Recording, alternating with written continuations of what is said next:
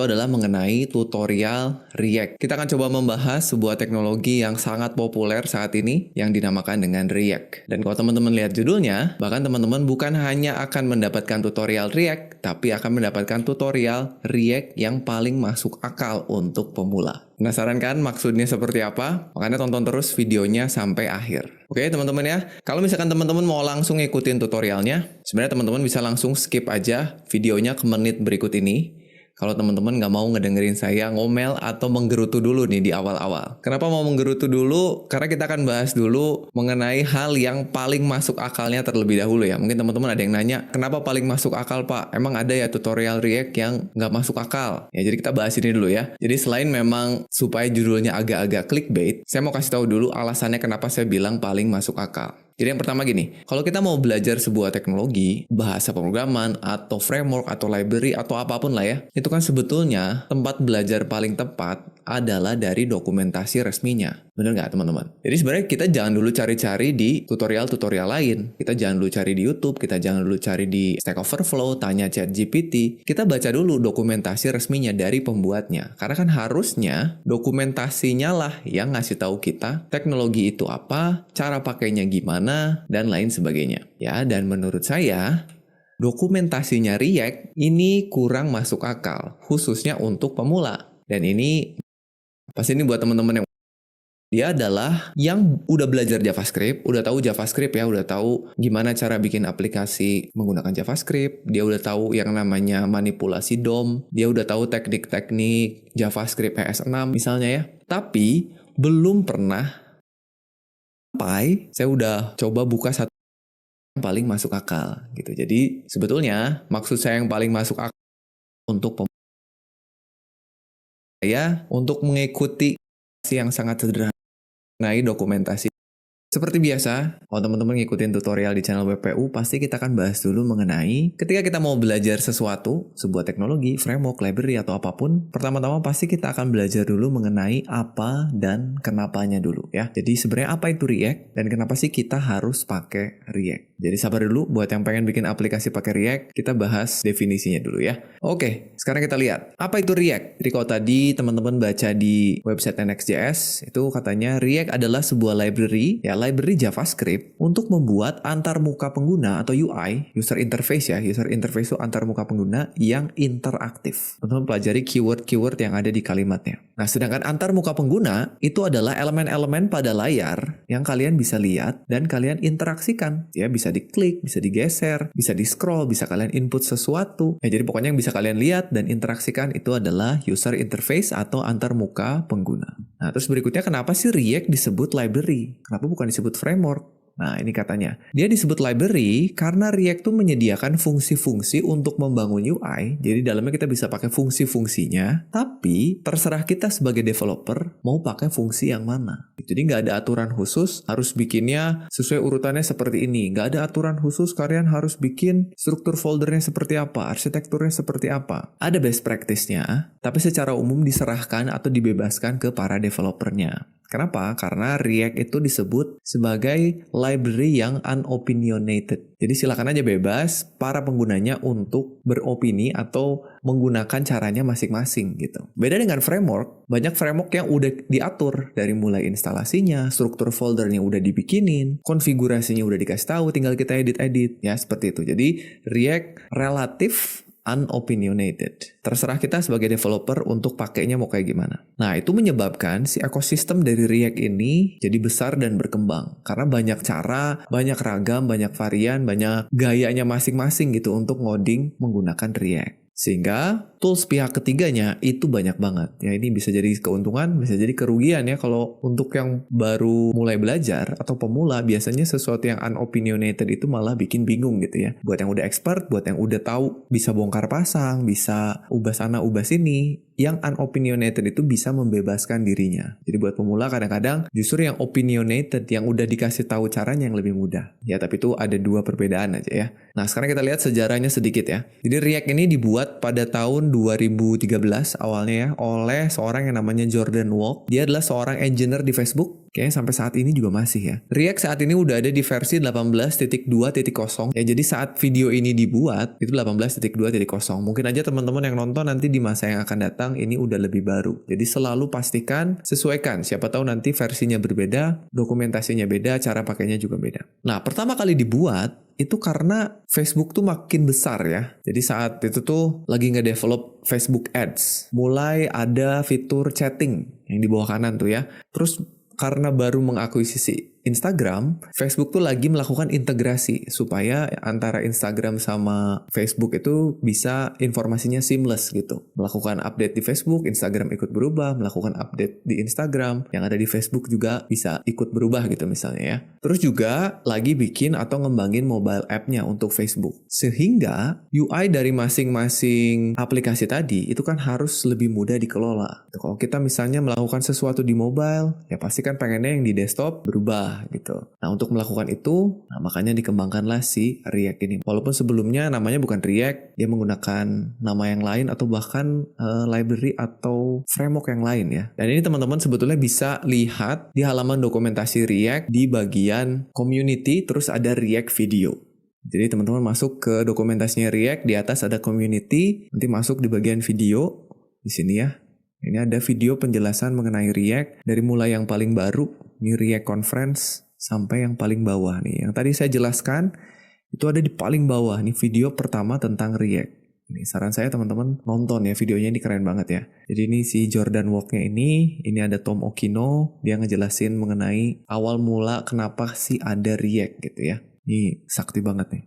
Oke, berikutnya, kenapa disebut React? Disebut React itu karena pengennya tuh menjadi sebuah library yang reaktif gitu ya. Yang artinya apa? Dia memiliki kemampuan untuk bereaksi atau merespon secara dinamis ketika ada interaksi atau perubahan data. Jadi, ketika kita melakukan sesuatu, pengennya aplikasinya tuh cepat bereaksi gitu. Makanya disebutnya React, gitu, bereaksi. Nah, saat ini, tim pembuat React yang bikin React-nya, core timnya itu terdiri dari engineer-engineer yang ada di Meta atau di Facebook ya. Terus engineer-engineer yang ada di Vercel, ya, dan kebetulan tadi Next.js yang teman-teman lihat, itu kan yang buat perusahaannya Vercel juga ya. Jadi, saya juga yakin kalau dokumentasi React yang dibuat oleh Vercel, itu pasti benar gitu. Karena engineer-nya React, kebanyakan orang Vercel juga gitu ya. Dan selain dari dua perusahaan ini, banyak juga kontributor dari seluruh dunia. Baik itu yang ngembangin core-nya, core React-nya maupun kontributor untuk yang lain gitu. Salah satunya tadi dokumentasi ya.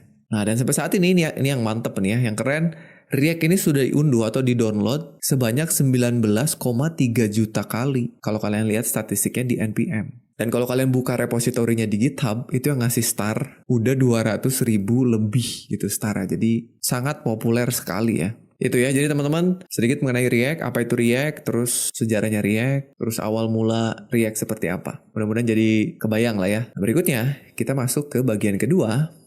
Kita akan mencoba untuk transisi dari JavaScript ke React. Kita lihat dulu, kalau misalkan teman-teman udah tahu JavaScript, mau masuk ke React itu sebenarnya apa sih yang ditawarkan oleh React gitu. Ngapain pakai React kalau JavaScript aja bisa melakukan hal yang bisa dilakukan oleh React. Kita lihat ya. Jadi supaya nanti ke depannya kita bisa paham React-nya kalau kita udah paham JavaScript. Oke, kita lihat. Kita mulai dengan mengingat-ingat kembali gimana caranya halaman web kita atau browser kita ngerender UI hasil codingan HTML kita. Atau istilahnya bagaimana browser itu menginterpretasi coding kita untuk menghasilin UI. Nggak usah ngomongin yang interaktif dulu sebetulnya, menghasilkan UI aja dulu ya. Nih, jadi saat kalian ngoding dengan kode yang ada di sebelah kiri, ini contohnya kan kita kalau ngoding web tuh pasti punya struktur seperti ini ya. Ada HTML, ada body. Di dalamnya kita bisa bikin ada div-nya. Terus kalau mau bikin judul halaman pakai heading. Kalau mau bikin list pakai UL atau OL. Dalamnya ada LI. Ya, jadi ini yang kita ketikkan di kode editor kita, ya, begitu kita save dan kita buka di browser. Nah, sebetulnya yang terjadi adalah browser akan membuat sesuatu yang disebut dengan DOM. Ya, pasti udah tahu kan? Dokumen Object Model. Jadi dia akan memodelkan struktur coding yang sebelah kiri menjadi ilustrasinya adalah sebuah DOM tree, pohon DOM.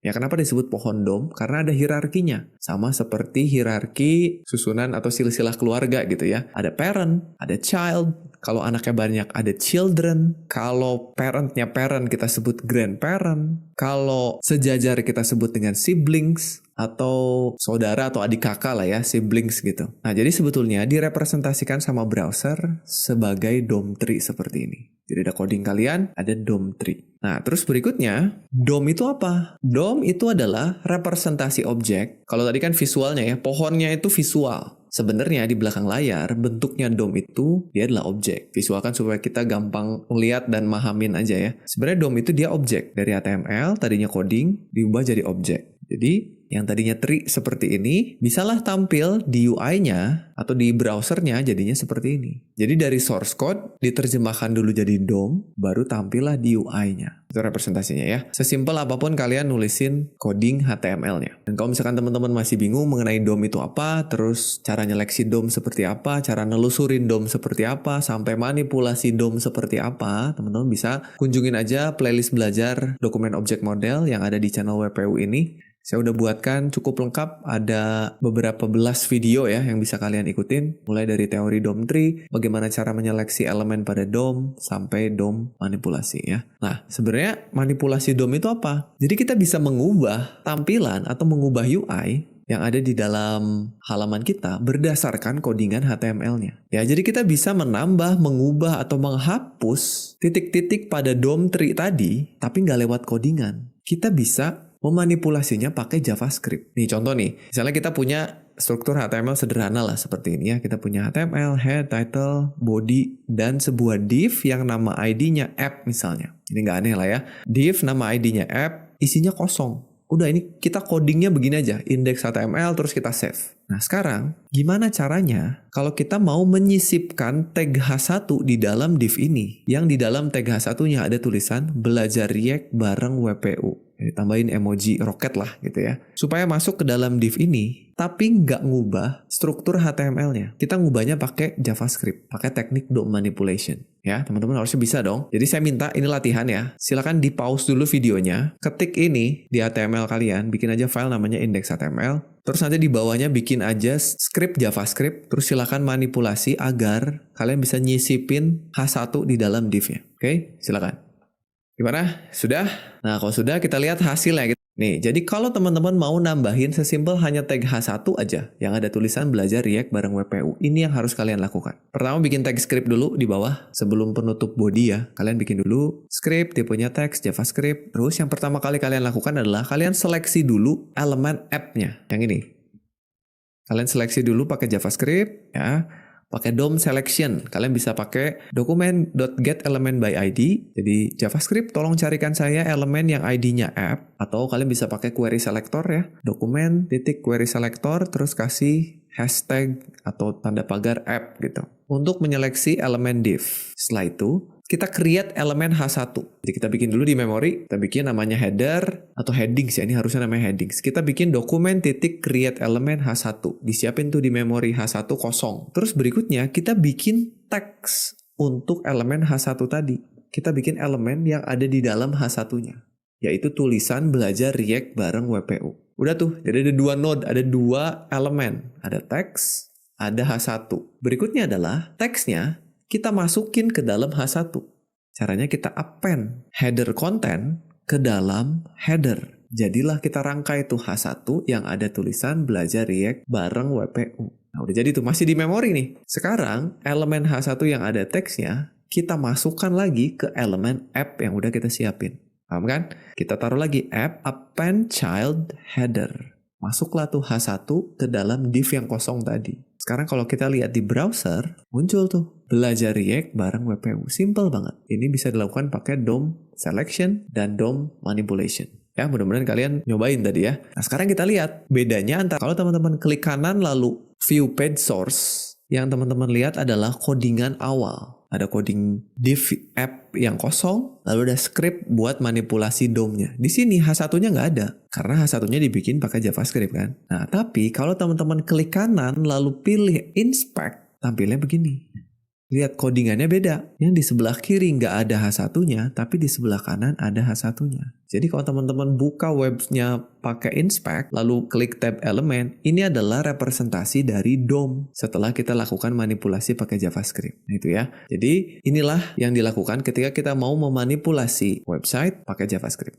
Oke, harusnya sih nggak ada yang aneh ya. Jadi manipulasi DOM menggunakan JavaScript, itu yang pertama, HTML yang kalian tulis itu merepresentasikan konten halaman awalnya. Jadi codingan awal tuh merepresentasikan konten halaman awalnya. Nah, DOM itu merepresentasikan konten halaman yang telah diupdate atau yang udah diperbaharui menggunakan JavaScript tadi. Nah, kalau kalian mengubah DOM menggunakan JavaScript polos atau istilahnya vanilla JavaScript, nggak pakai framework, nggak pakai library apapun, emang kelihatannya sakti ya. Kita bisa nambahin satu elemen, kayak tadi ya, nambahin H1, kita mau nambahin paragraf, kita mau bikin supaya elemennya bisa diklik pakai JavaScript. Bisa, dan kelihatannya keren gitu ya. Tapi nulisnya ribet teman-teman. Mungkin tadi nggak kelihatan karena kita nambahinnya cuma satu elemen, H1 doang gitu ya. Tapi bayangin ketika kalian mau bikin halaman yang utuh, bikin button, bikin card, bikin navbar, bikin slider gitu. Tapi pakai JavaScript. Kalian nggak tulis manual tuh si HTML-nya. Semakin banyak yang harus kalian buat pakai JavaScript, pasti makin ribet. Karena harus diseleksi, harus di-create elemennya, dimasukin ke dalam elemennya. Ribet gitu ya, lama-lama. Yang tadi kalian coba, itu kan ditulis manual buat nambahin satu buah H1.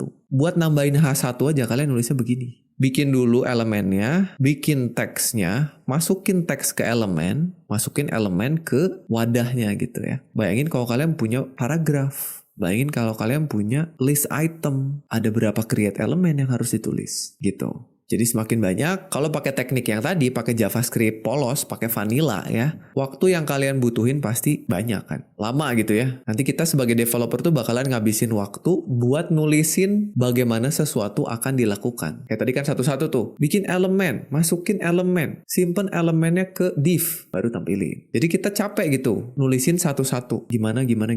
Nah, alangkah lebih baik, enaknya gitu ya, kita bisa nulisin apa yang harus dilakukan, bukan gimana caranya, tapi bikinin saya tombol, bikinin saya heading. Enaknya kan gitu ya. Dan biarkan komputer yang mikirin langkah-langkahnya gitu. Kan enaknya gitu. Daripada kita nulisin satu-satu, mending kalian kasih tahu aja. Bikin heading. Udah nanti yang ngerangkai, bikin elemen, masukin ke sini, itu pengennya sih biarin si komputernya gitu. Nah, hal ini apa dan bagaimana ini ada istilahnya teman-teman. Ada yang disebut dengan imperatif atau deklaratif programming. Yang kita lakukan di JavaScript tadi, yang polos itu disebut dengan imperatif. Ya, sedangkan yang ingin kita lakukan itu disebut dengan deklaratif. Ya, atau supaya lebih jelas kita bahas sedikit ya. Imperatif dan deklaratif programming. Jadi imperatif programming itu nulisin langkah demi langkah bagaimana sesuatu harus dilakukan. Bikin elemen, masukin kemana gitu ya, satu-satu gitu. Sedangkan deklaratif menuliskan apa yang pengen dihasilkan. Bikinin saya tombol, bikinin saya heading, gitu ya, bikinin saya card, bikinin saya navbar. Itu deklaratif, mendeklarasikan. Atau istilahnya gini deh, kalau imperatif programming itu seperti kalau kalian ke restoran, pengen pizza gitu ya. Tapi kalian nggak bilang pengen pizza, nggak, saya pengen pepperoni pizza gitu ya. Tapi nggak, kalian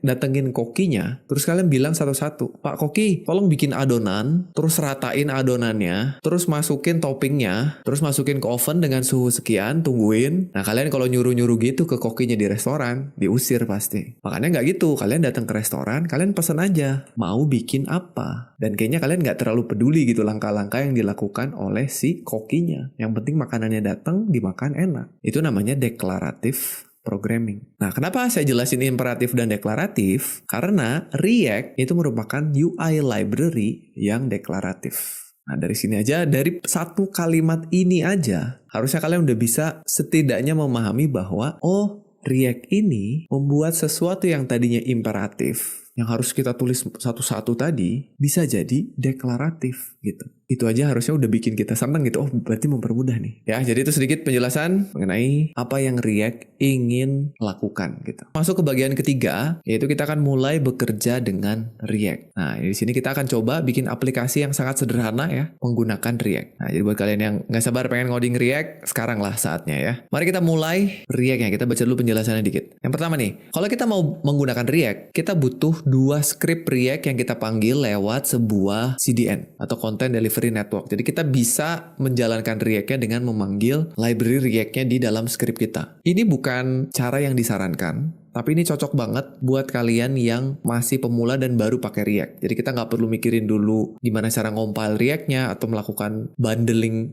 pada React-nya, menggunakan sistem modulnya React. Nggak perlu, kita bisa jalanin lewat file HTML yang sangat sederhana. Ya, nanti kita lihat gimana caranya. Nah, tadi katanya ada 2 script, apa aja? Itu yang pertama adalah kita panggil React-nya itu sendiri sebagai library utamanya. Terus di bawahnya kita panggil package yang namanya React DOM, supaya kita bisa menggunakan metode untuk manipulasi DOM-nya. Supaya mempermudah kita kalau mau nambah elemen, ngapus elemen, ngubah elemen, dan seterusnya. Ya, jadi ada 2.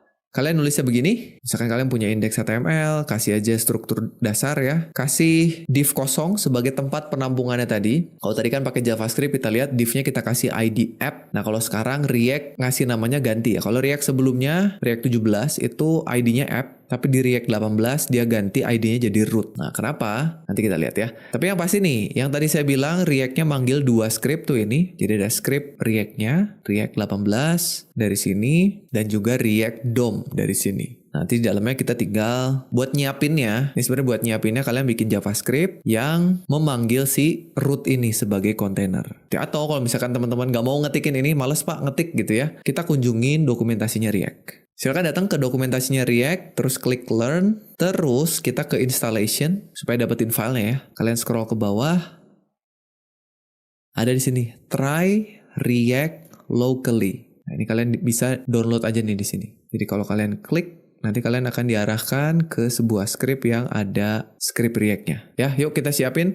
Buka kode editornya. Di sini saya bakalan pakai Visual Studio Code. Oh ya, tapi sebelumnya tolong siapin dulu folder ya, teman-teman ya. Saya udah nyiapin foldernya di desktop. Saya kasih nama foldernya Belajar React seperti ini. Supaya nanti kita bisa nyimpen filenya di dalam. Ya, kalau sudah, silahkan buka VS Code-nya. Ini dia, dibuka VS Code-nya. Terus kita maximize dulu, kita ke file, open folder yang tadi yang ada di desktop. Ini ya, kita select folder. Nah, sekarang kita bikin file namanya index.html. Oke, kalian boleh copyin semua script yang tadi dari dokumentasi React-nya, tapi kita akan copyin dikit-dikit supaya nanti kita paham maksud dari masing-masing barisnya apa. Oke, jadi teman-teman boleh ketik aja tanda seru tab di sini. Ini supaya simple, kita metanya hapus dulu aja ya. Kita metanya hapus dulu. Sini kita kasih belajar React. Terus di bodinya tadi kita bikin sebuah div yang ID-nya root.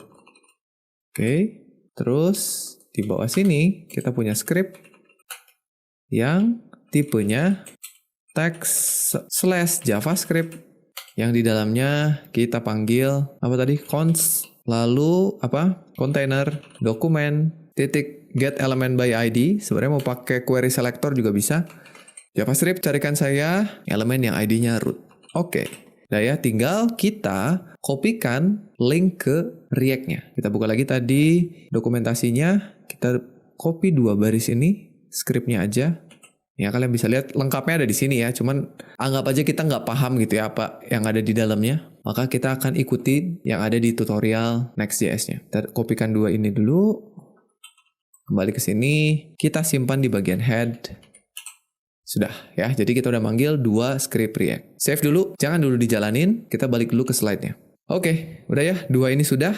Berikutnya, kita siapin aplikasi kita. Kita tadi udah bikin div yang nama kelasnya root. Itu akan kita jadikan sebagai wadah dari aplikasi kita. Ya. Nah ini untuk menyiapkan aplikasi React, kita butuh metode yang namanya React DOM, create root. Nah metode ini diambil dari package React DOM yang udah kita panggil tadi. Kalau kalian nggak panggil yang baris 2-nya, ini nggak akan jalan. Ya, metode tadi kita akan gunakan sebagai wadah dari aplikasinya. Jadi React tuh pengen tahu dulu root aplikasinya mana nih. Setelah itu kita butuh sebuah metode yang namanya render buat nampilin elemen yang kita mau. Dalam hal ini elemen H1. Ya, supaya kasusnya sama dengan kasus waktu kita bikin pakai HTML polos tadi ya.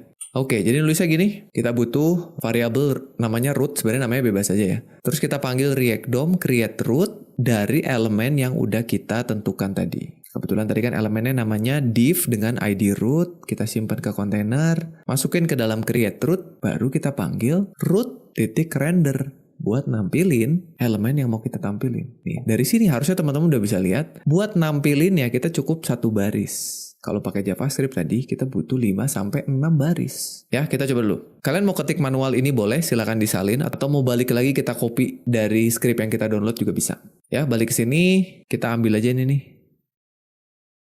Ambil, cuman kan di sini tulisannya My App ya. Nah, ini disebutnya komponen, kita masih akan bahasnya nanti ya. Kita copy dulu aja. Kita simpan di bawah sini.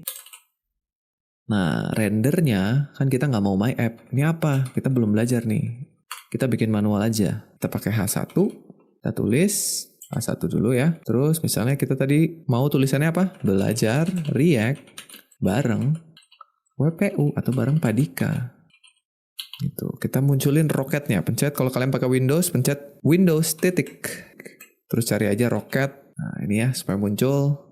Sudah, nampilinnya cukup 1 baris. Nah, buat ngejalaninnya, teman-teman bisa kalau pakai VS Code, klik kanan, terus open with live server. Kalau misalkan nggak ada, Pak, saya kok nggak ada live servernya? Install dulu.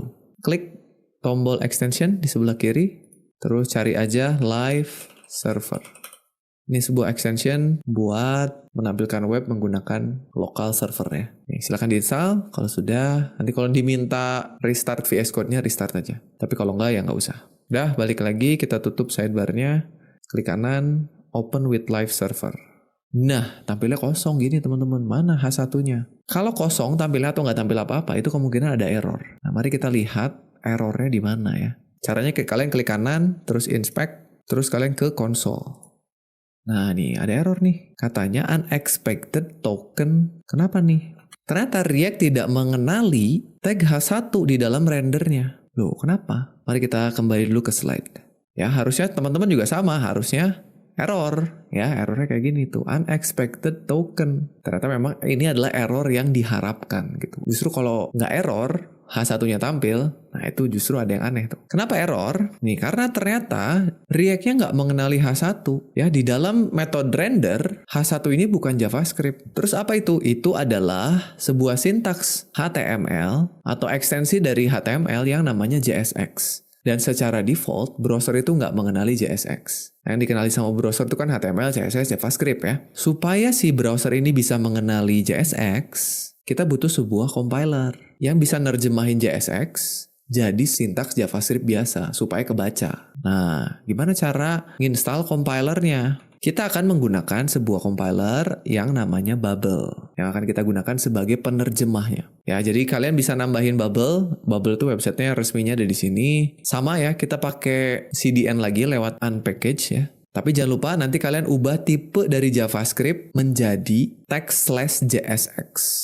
Kan tadinya text/JavaScript ya. Untuk menginformasikan pada si Babelnya bahwa kita bakalan ngubah JSX menjadi JavaScript. Nih, kalian tambahin ini di atas scriptnya, terus jangan lupa nanti ganti nih. Tadi kan ini kita tulisnya JavaScript ya. Oke, ini kalian bisa copy lagi dari script yang di-download tadi. Nih, kembali ke sini, harusnya bubble-nya ada di sini ya. Oh, ini disimpannya di head ya. Jadi boleh aja, mau disimpan di head boleh. Kita kembali ke codingnya, kita simpan di head di sini. Kalau di slide saya disimpannya di bawah sini, ya nggak apa-apa juga, sama aja. Terus jangan lupa ganti ini, bisa jadi JSX, atau bisa jadi bubble, sama aja. Ya, kalau teman-teman ganti jadi bubble, nanti tulisan di sininya tetap warna-warni. Oke, sekarang kita lihat lagi.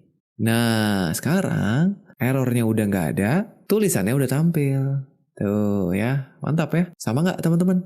Jadi, saya ucapkan selamat buat kalian karena itu adalah aplikasi React pertama kalian. Ya, harusnya sekarang semuanya udah berhasil nampilin web seperti ini. Nah, dan sekarang kita akan lihat, kita akan bandingin ya, script vanilla JavaScript dan script React yang udah kita buat. Nih, ini JavaScript buat nampilin H1 yang tulisannya belajar React bareng WPU tadi, sedangkan React seperti ini. Nah, mungkin teman-teman bilang, Pak, cuma beda 2 baris, Pak. Nggak apa-apa lah pakai JavaScript. Ya memang, kalau elemennya cuma 1, bedanya 2 baris. Tapi bayangin kalau misalnya kalian bikin elemennya ada 5, 10, 20, akan menduplikat berapa baris ini? Kalau di React, nambahnya nggak akan terlalu banyak. Tapi kalau pakai vanilla, nambahnya bisa berkali-kali lipat. Ya, jadi menggunakan React itu bisa mempermudah atau mempersingkat manipulasi DOM kita. Mantap ya. Sekarang sebelum lanjut, kita bahas dulu dikit mengenai JSX kali ya. Apa sih sebenarnya JSX itu, Pak? Apa bedanya sama HTML? Nah, kita lihat ya. Jadi JSX itu adalah sebuah ekstensi sintaks untuk JavaScript yang biasanya dipakai untuk deskripsiin UI yang sintaksnya kayak HTML. Jadi sebenarnya yang kita tulis di dalam metode render tadi itu JavaScript. Ya, nanti kalian bisa lihat tuh gimana caranya JSX bisa keluar masuk JavaScript dengan mudah. Tapi sebenarnya itu JavaScript yang bisa nulisin sintaks kayak HTML, mirip HTML. Nah, meskipun ada cara lain untuk bikin komponen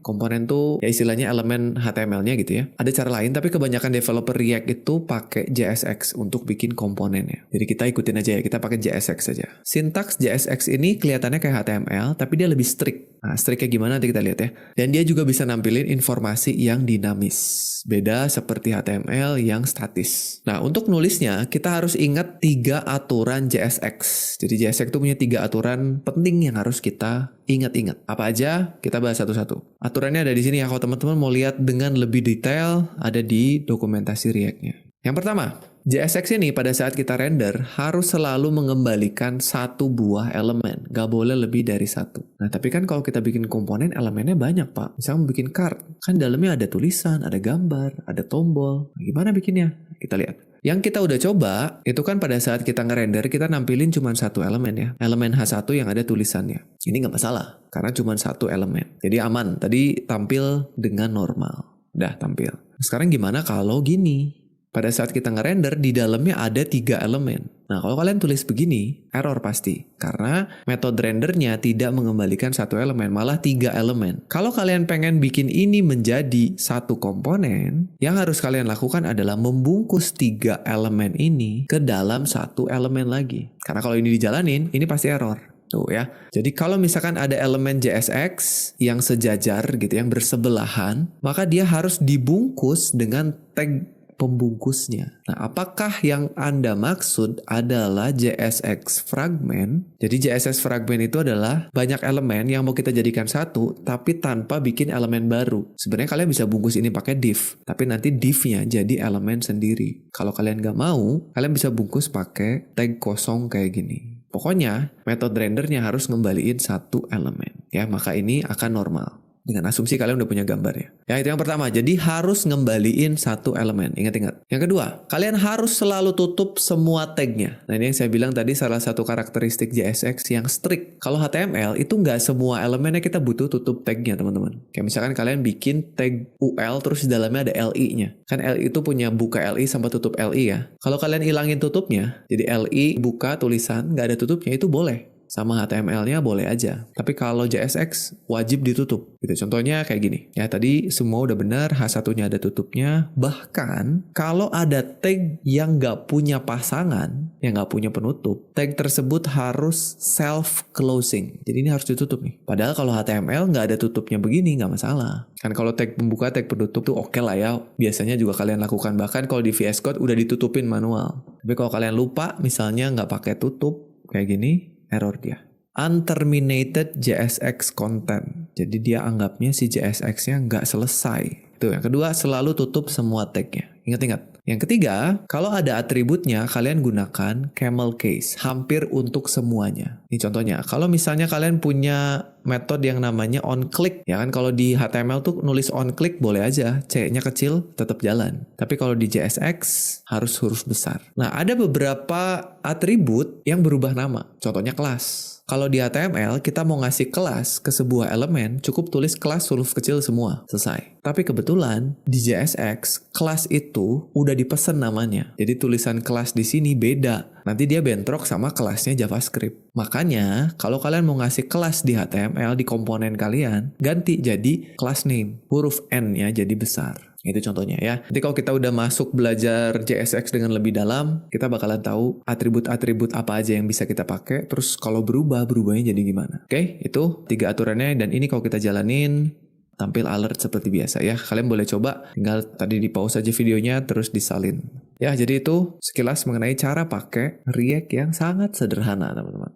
Berikutnya, kita masuk ke topik yang saya sebut dengan prerequisite. Nah, ini biasanya selalu saya sampaikan ketika kita memulai sebuah seri baru, ya di mana kita harus tahu dulu nih, apa aja yang harus kita siapin kalau kita mau belajar React. Baik itu dari sisi pengetahuannya atau dari sisi softwarenya. Ya, kita lihat satu-satu. Yang pertama, materi apa yang harus kalian kuasai terlebih dahulu. Jadi jangan main loncat aja ke React kalau materi-materi ini belum kalian pahami ya. Yang pertama jelas HTML dan CSS. Itu karena harusnya kalian udah bisa bikin website yang bagus dulu pakai HTML, CSS. Baru habis itu kalian belajar JavaScript, fundamentals. Ya, ini harus nggak bisa dilewat ya. Kalian harus tahu mengenai variabel, tipe data, pengulangan, pengkondisian, objek, function, array. Harus ngerti dulu. Baru kalian belajar DOM. Ya, karena jelas kalau misalnya kalian pakai React tanpa ngerti DOM, kalian nggak akan ngerti manfaat React itu apa. Jadi cuma pakai-pakai aja. Tapi kalau kalian udah pernah bikin sebuah aplikasi JavaScript pakai DOM manipulation yang polos gitu ya, JavaScript polos, pasti kerasa begitu pakai sebuah framework atau library. Oh, ternyata ini berusaha untuk menyelesaikan problem apa, gitu ya.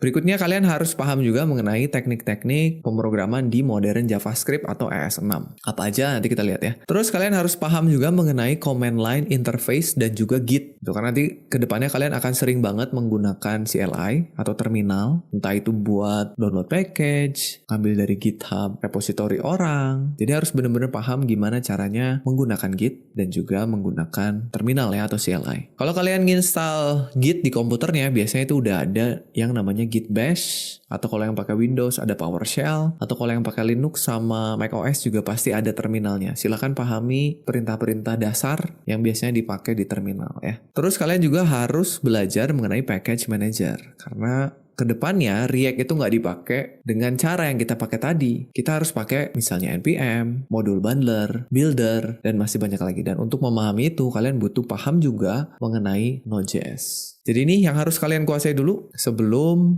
lanjut belajar React-nya. Jadi buat yang belum paham mengenai salah satu materi ini, sabar dulu, tahan dulu. Ya silakan mundur dulu aja belajar materi-materi ini. Karena jangan khawatir teman-teman untuk belajar materi-materi ini. Nah terus tadi untuk modern JavaScript-nya, karena sebetulnya teknik-teknik di JavaScript modern ini banyak banget ya. Apa aja yang harus kalian pelajari? Yang pertama harus tahu mengenai variabel pada ES6. Tahu kapan waktunya kalian deklarasi variabel pakai let, kapan kalian pakai cons. Ya, pokoknya jangan lagi pakai var. Berikutnya kalian tahu gimana cara bikin function, ya, tahu caranya bikin function expression dan juga function declaration. Dan kalian harus tahu juga yang namanya arrow functions beserta perilakunya. Kalian harus paham mengenai objek dan juga class beserta cara pakainya ya. Tahu gimana caranya instansiasi sebuah objek, tahu apa itu prototypal inheritance atau pewarisan pada JavaScript. Berikutnya kalian harus paham mengenai array dan metode-metode pada array. Dan pahami juga ada yang disebut dengan higher order function. Itu salah satunya adalah di metode-metode pada array seperti map, filter, reduce. Kita harus benar-benar paham ya. Tahu caranya di structuring, gimana caranya memecah objek menjadi variabel. Terus tahu bagaimana cara pakai template literals sehingga kalian dapat dengan mudah merangkai string yang ada variabel di dalamnya. Nggak perlu keluar masuk, nggak perlu konkatenasi. Pahami template literals. Dan juga pahami ternary operators. Karena di React ini sering banget dipakai. Ya, ternary operator itu yang tanda tanya dan titik 2 untuk ngeganti if else menjadi one liner atau satu baris. Dan terakhir kalian harus paham mengenai modul sistem pada JavaScript. Gimana caranya import, export file kita atau metode kita menjadi sebuah modul.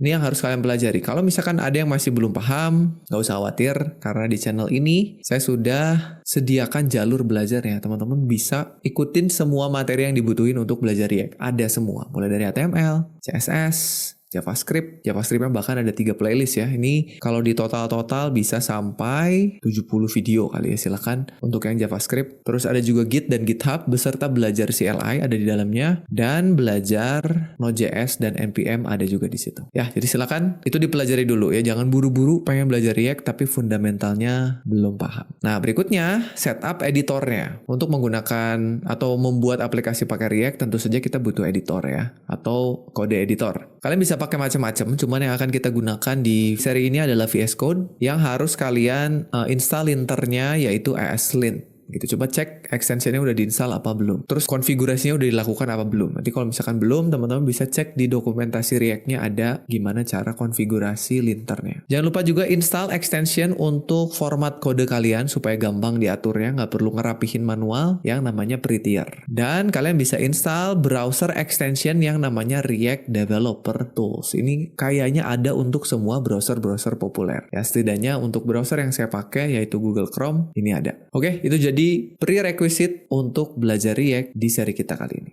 Oke, dan kalau teman-teman sekarang udah siap untuk belajar lebih jauh mengenai React ini, di bagian kelima kali ini kita akan masuk ke bagian paling penting, yaitu kita akan membahas mengenai konsep-konsep utama yang ada pada React ya. Jadi apa aja sih konsep yang menjadi inti yang harus kita pelajari di dalam React ini. Jadi kalau teman-teman lihat ada 3 core konsep di dalam React. Yang pertama jelas adalah komponen, yang kedua ada yang disebut dengan props, dan yang ketiga ada yang disebut dengan state. Ya, jadi 3 hal ini harus teman-teman kuasai dulu atau minimal tahu dulu ya sebelum kita masuk ke konsep-konsep React lain atau fitur-fitur React lain yang lebih kompleks lagi. Kita bahas dulu mengenai komponen ya. Gimana cara kita membuat UI di dalam React menggunakan komponen. Ya, jadi intinya pada saat kita membuat UI, ya sebuah UI itu kita bisa pecah menjadi bagian-bagian yang lebih kecil yang kita sebut dengan komponen. Mulai dari contohnya yang tadi kita buat adalah komponen header ya atau heading gitu. Sebuah komponen itu bisa sangat sederhana, hanya terdiri dari satu elemen saja atau bahkan sangat kompleks. Bahkan satu halaman web pun itu kita bisa anggap sebagai sebuah komponen. Walaupun jadinya komponennya gede banget gitu ya. Jadi komponen-komponen UI yang bisa kita lihat dan kita interaksikan bisa kita anggap sebagai komponen. Nah, dengan komponen itu kita bisa bikin potongan kode yang independen atau mandiri yang kedepannya bisa kita gunakan kembali. Atau jadi komponen yang reusable istilahnya. Ya, jadi contohnya kalian bisa anggap sebagai blok-blok pada Lego lah ya, yang bisa kalian susun gitu. Dimana nantinya kita bisa susun potongan-potongan kecil tadi agar menjadi sebuah blok atau sebuah bentuk yang lebih besar. Yang kalau misalkan kita mau bongkar pasang, itu bisa kita lakukan dengan lebih mudah. Jadi kalau pengen ngubah elemen pada UI-nya, kita tinggal ubah komponennya aja. Nah, ini contoh komponen yang bisa kalian lihat. Misalnya kita mau bikin sebuah media komponen. Yaitu di dalamnya juga bisa terdiri dari beberapa komponen lagi. Ada komponen image, ada komponen deskripsi, ada komponen button. Jadi yang kecil-kecil ini juga komponen. Ketika kita rangkai menjadi sesuatu yang lebih besar, contohnya media ini atau card lah ya, itu juga bisa kita jadikan sebagai komponen. Nah, nanti card ini kita simpan ke dalam sebuah section tertentu di dalam website kita. Section itu bisa kita anggap juga jadi sebuah komponen. Nah, untuk bikin komponen di React tuh gimana caranya? Pertama, teman-teman harus pahami dulu bahwa komponen pada React itu pada dasarnya adalah sebuah function yang kita bikin pakai JavaScript. Jadi nanti setiap teman-teman mau bikin komponen, harus bikin function dulu. Nah, terus nama functionnya itu kalian harus tulis diawali dengan huruf besar. Ya kan, kalau function tuh biasanya huruf kecil ya, huruf kecil terus camel case, tapi kalau khusus untuk komponen, teman-teman bikinnya pakai huruf besar. Nah, nanti functionnya mengembalikan nilai elemen UI-nya. Dan elemen UI itu teman-teman tulis pakai JSX. Ya, jadi strukturnya HTML tapi di dalamnya bisa pakai JavaScript. Nah, nanti pada saat mau ngerendernya, teman-teman panggil seolah-olah dia adalah tag HTML. Itu sama kayak tadi kita manggil H1 gitu. Tapi sekarang kita manggil komponennya dengan ada tag pembuka dan tag penutupnya.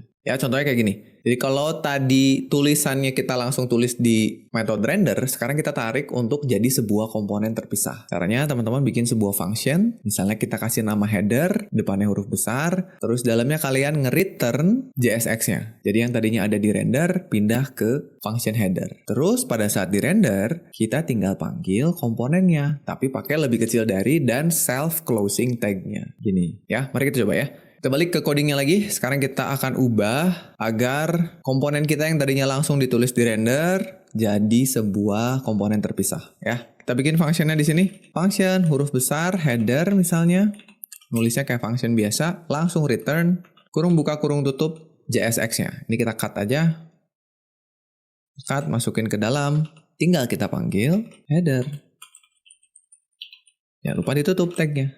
Ya, jadi ini caranya kalau mau pakai gaya komponen ya. Kita save dulu, kita lihat hasilnya. Tuh ya, sama aja. Sekarang kalau kita lihat, kita inspect elemennya ada di sini ya. Jadi belajar React bareng Pak Dika dalam bentuk H1. Berikutnya, kita bisa bikin komponen yang bersarang. Jadi kita bisa bikin komponen berada di dalam komponen lain. Kita lihat.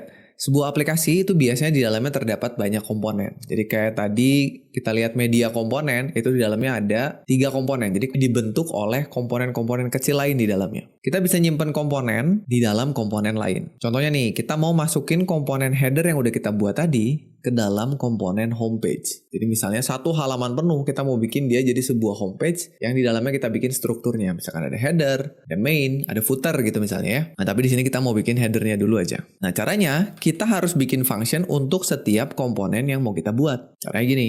Jadi tadi kita udah punya komponen header, sekarang kita punya komponen homepage. Yang di dalamnya, ingat kita harus mengembalikan sebuah elemen ya, ini aturan JSX, yang di dalamnya ada header. Kalau mau pakai div gini boleh, atau kalau mau bikin sebagai fragmen, nggak ada divnya juga boleh tadi ya. Jadi tag kosong. Nah, nanti pada saat render, kita tinggal panggil komponen yang gedenya, yaitu homepage. Oke, kita coba lagi.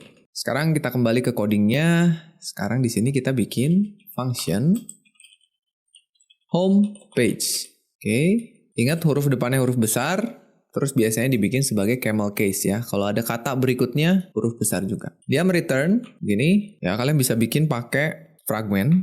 Jadi cukup begini aja, atau mau bikin pakai div juga boleh, ya atau biar rapi ini kita turunin aja lah, ya. Ini ya turunin, baru di dalamnya kita panggil si headernya. Gitu. Jadi homepage memanggil header, homepage kita render di sini homepage. Ya kita save, kita lihat lagi hasilnya, kembali ke browser, aman ya. Kalau kita lihat inspect, harusnya sekarang dia ada di dalam root seperti ini. Baik teman-teman ya, sekarang setelah kita tahu bagaimana caranya bikin komponen bersarang, kita akan coba untuk menggunakan kembali komponen yang sudah pernah kita buat. Ya karena tadi kan konsep komponen pada React itu salah satunya adalah reusable. Jadi kita cukup bikin satu komponen, kita bisa pakai berulang-ulang. Ya caranya gimana? Kita akan lihat ya. Jadi kita bisa menggunakan komponen secara berulang-ulang dengan cara menuliskan tag-nya kembali di dalam komponen lain atau saat kita render. Contohnya kayak gini. Jadi kalau misalnya di dalam komponen homepage kita mau manggil 2 kali komponen header, ya walaupun contoh kali ini agak aneh ya, tapi ini bisa. Maka nanti akan menghasilkan 2 komponen seperti ini tampilannya. Silakan kalau kalian mau coba nambahin komponennya jadi 2, jadi 3, bisa ya. Nah tapi selain kita bisa menggunakan komponennya berulang-ulang, tentu saja kita juga pengen pada saat kita panggil komponennya lagi, informasi yang ada di dalamnya itu berbeda. Nah ini perilaku dari komponen yang berikutnya, yaitu dinamis. Jadi selain reusable, dia juga dinamis. Ya, jadi gimana caranya nih kalau kita pengen menggunakan komponen yang sama tapi informasinya beda? Ya, contoh sederhana di dalam komponen header kita, misalnya kita pengen nampilin tulisan yang berbeda. Nah, itu bisa kita lakukan dengan menggunakan yang namanya props. Ya, kita bahas dulu apa itu props. Jadi, di dalam HTML biasa, itu kan kita bisa pakai atribut untuk mengubah perilaku dari sebuah elemen. Ya, kita bisa kasih kelas, kita bisa kasih ID, kalau image kita bisa kasih source, src, kita bisa kasih style, dan masih banyak lagi ya. Dan itu menyebabkan perilaku dari setiap elemennya bisa berubah, meskipun elemennya sama, gitu. Contohnya nih, tadi ya seperti atribut src yang ada di dalam elemen image. Kita bisa mengubah sumber gambarnya. Jadi kita bisa punya 5 tag image yang src-nya beda-beda. Tag-nya sama, tapi gambarnya beda-beda gitu ya. Itu kalau di HTML. Nah, mirip seperti itu, kita juga bisa mengirimkan properti sebagai informasi buat sebuah komponen. Nah, React nyebutnya ini props. Ya, props itu nantinya bisa ditangkap sebagai sebuah objek saat komponen dibuat. Jadi pada saat kita bikin komponen, props-nya bisa dikirim, dan pada saat ditangkap, props itu bentuknya adalah objek. Nah, kita akan coba untuk menampilkan tulisan yang berbeda pada komponen header kita. Ya, misalnya gini, kita panggil komponen header 2 kali, tapi setiap komponennya punya props, ya kita sebutnya props author yang nilainya beda. Maka author ini nanti akan ditangkap atau dikirimkan ke parameter props yang bentuknya adalah objek. Sehingga bisa kita panggil nanti di dalam JSX-nya sebagai properti dari objeknya. Nulisnya kan gini ya, props.author. Nah, kalian bisa nyimpen propertinya ke dalam kurung kurawal. Nah, kurung kurawal di sini digunakan untuk masuk ke dalam script JavaScript pada saat kita lagi ada di JSX. Dan ini maka akan menghasilkan tampilan yang berbeda. Karena masing-masing punya props author yang beda. Kita coba ya. Balik ke coding kita. Sekarang kita panggil header-nya 2 kali. Ya, kalian bisa klik di sini, terus Alt, Shift bawah. Nah, tapi kita kasih props yang beda. Kita kasih nama aja author, ya nama propsnya bebas ya. Misalnya penulis gitu, atau kita kasih name aja ya. Name gitu ya, sama aja. Yang pertama name-nya adalah WPU. Begini. Yang kedua name-nya adalah Padika. Begini. Nah, sekarang kita udah punya props-nya. Akan dikirim ke komponen header. Kita tangkap di sini. Props. Karena dia bentuknya objek, maka kita bisa ganti kurung kurawal untuk manggil JavaScript, panggil objeknya. Lalu kita panggil name-nya, ya, gitu. Coba kita lihat hasilnya, save dulu. Kita kembali ke browsernya. Nah, ini dia. Jadi udah ada yang atas WPU, yang bawah Padika, ya. Sip. Itu dia, komponen yang sama, tapi props-nya beda. Simple aja. Oke. Berikutnya, kita bisa melakukan refactor pada props kita supaya nulisnya lebih rapi. Yang pertama, kita nggak perlu nulisin objeknya. Kita bisa pakai teknik destructuring supaya langsung manggil nama propsnya atau propertinya ya. Terus kita juga bisa menggunakan ternary operator ketika kita pengen bikin nilai default pada propsnya. Jadi misalnya kita pengen pada saat manggil sebuah komponen itu nggak pakai props, tapi ada nilai default yang dipakai. Tapi kalau kita kasih props, maka nilai dari props itu akan nimpa nilai defaultnya. Contohnya gini. Jadi kita panggil 2 kali sama seperti sebelumnya, tapi komponen yang pertama nggak pakai props nih. Harusnya kan error nih, tapi kita tangani di sini pakai ternary. Nah, tapi sebelumnya kita lihat dulu nih. Tadi kan kita ngambilnya pakai objek props ya. Sekarang kita nggak perlu panggil objeknya lagi, kita sudah langsung bisa ngambil propertinya menggunakan destructuring. Caranya, pada saat nulis parameter kita kasih kurung kurawal, supaya langsung masuk ke objeknya, ngambil propertinya. Jadi nggak perlu tulis props author atau props nama lagi, kita cukup langsung panggil nama propertinya, dan di sini kita pakai ternary nih. Jika author ada isinya, maka pakai nilai author tersebut. Kalau nggak ada, kalau nilainya false, kan ambil yang kanannya. Kasih nilai default WPU. Jadi karena yang pertama ini nggak ada, maka yang dipakai WPU. Tapi karena komponen header yang kedua ini punya props, maka timpalah WPU pakai isi dari propsnya. Ya, kita coba. Balik ke sini, ini kita hapus, jadi name-nya nggak perlu. Sekarang kita pecah atau kita masuk ke dalam propsnya pakai destructuring, cukup ambil name-nya. Sekarang di dalam sini nggak perlu lagi pakai nama objeknya, kita bisa kasih ternary. Jika nilainya true, tampilkan name-nya. Jika nilainya false, tampilkan WPU. Oke, kita akan lihat hasilnya sama ya. WPU dan Padika. Oke, lanjut lagi teman-teman. Sekarang, kalau misalnya teman-teman pengen nampilin data yang banyak menggunakan pengulangan. Misalnya teman-teman pengen nampilin data menggunakan list item. Pakai UL atau OL ya. Ya, jadi kan sangat umum atau biasanya juga kita sering banget pengen nampilin banyak data pakai pengulangan. Misalnya datanya dalam bentuk array, dalam bentuk objek, atau dapat dari API misalnya, ngambil dari database. Pengen nampilin datanya, tapi pakai pengulangan. Nah, salah satu caranya, kita bisa pakai salah satu metode pada array. Ya kan banyak tuh ya, bisa pakai for each, bisa pakai filter, bisa pakai map. Itu metode yang ada pada array. Nah, itu ditujukan untuk memanipulasi data dan menampilkan elemen UI yang identik secara style. Kayak misalkan kita nampilin 10 LI, kan sama semua tuh. Tapi informasinya beda. Tiap LI punya data yang beda di dalamnya. Ya, contoh kali ini kita akan coba pakai array map ya untuk melakukan pengulangannya. Misalnya kita kasih sebuah contoh klasik. Kita punya sebuah variabel yang namanya students yang berupa array. Di dalamnya ada 3 buah data mahasiswa. Yang pertama ada Sandika, yang kedua ada Dodi, yang ketiga ada Eric. Nah, kalau kita mau nampilin datanya ke dalam LI, teman-teman bisa gunakan map kayak gini ya. Panggil array-nya, terus kita map, ambil elemen di dalamnya, pakai arrow function, tampilin tiap-tiap data atau elemen pada array-nya. Oke, simple aja, kita coba ya. Balik ke codingnya, kita bikin dulu di sini ya. Kita kasih const students, ada S-nya karena dia array-nya banyak isinya. Dodi dan Eric. Ya, buat yang suka ngikutin playlist pembelajaran di WPU pasti udah kenal lah ya. 3 orang ini. Sekarang kita mau panggil ini header yang ini kita hapus aja. Sekarang di bawahnya kita mau bikin UL. Ya, kita bikin UL. Seperti ini. Di dalamnya kita mau looping LI-nya. Nah, loopingnya berarti kita kan butuh JavaScript ya. Kalau mau pakai JavaScript, kita buka dulu kurung kurawal. Lalu kita tulis students titik map. Lalu kita panggil arrow function. Ambil satu elemennya singularnya. Kan kalau students itu jamak ya, plural ya. Kita ambil singularnya, student. Arrow function. Nah, ini karena kita mau nampilin lagi JSX-nya, kita pakai kurung buka kurung tutup. Ini buat ganti-ganti mode dari JSX ke JavaScript. Kita buka LI, kita buka kurung kurawal karena kita mau tampilin studentnya. Kita tutup lagi, lalu sudah ya. Ini kita save, sekarang kita lihat hasilnya. Nah itu dia, tampil ya, Sandika, Dodi, Erik. Kelihatannya udah oke, tapi kalau misalkan teman-teman lihat di inspect, ini harusnya ada error nih. Kita lihat di bagian konsol. Nah ternyata ada error nih. Katanya, each child in a list should have a unique key prop. Nah, jadi katanya kalau teman-teman bikin list atau melakukan looping pada elemen yang sama, tiap-tiap elemen tadi harus punya property key yang memiliki nilai yang unik.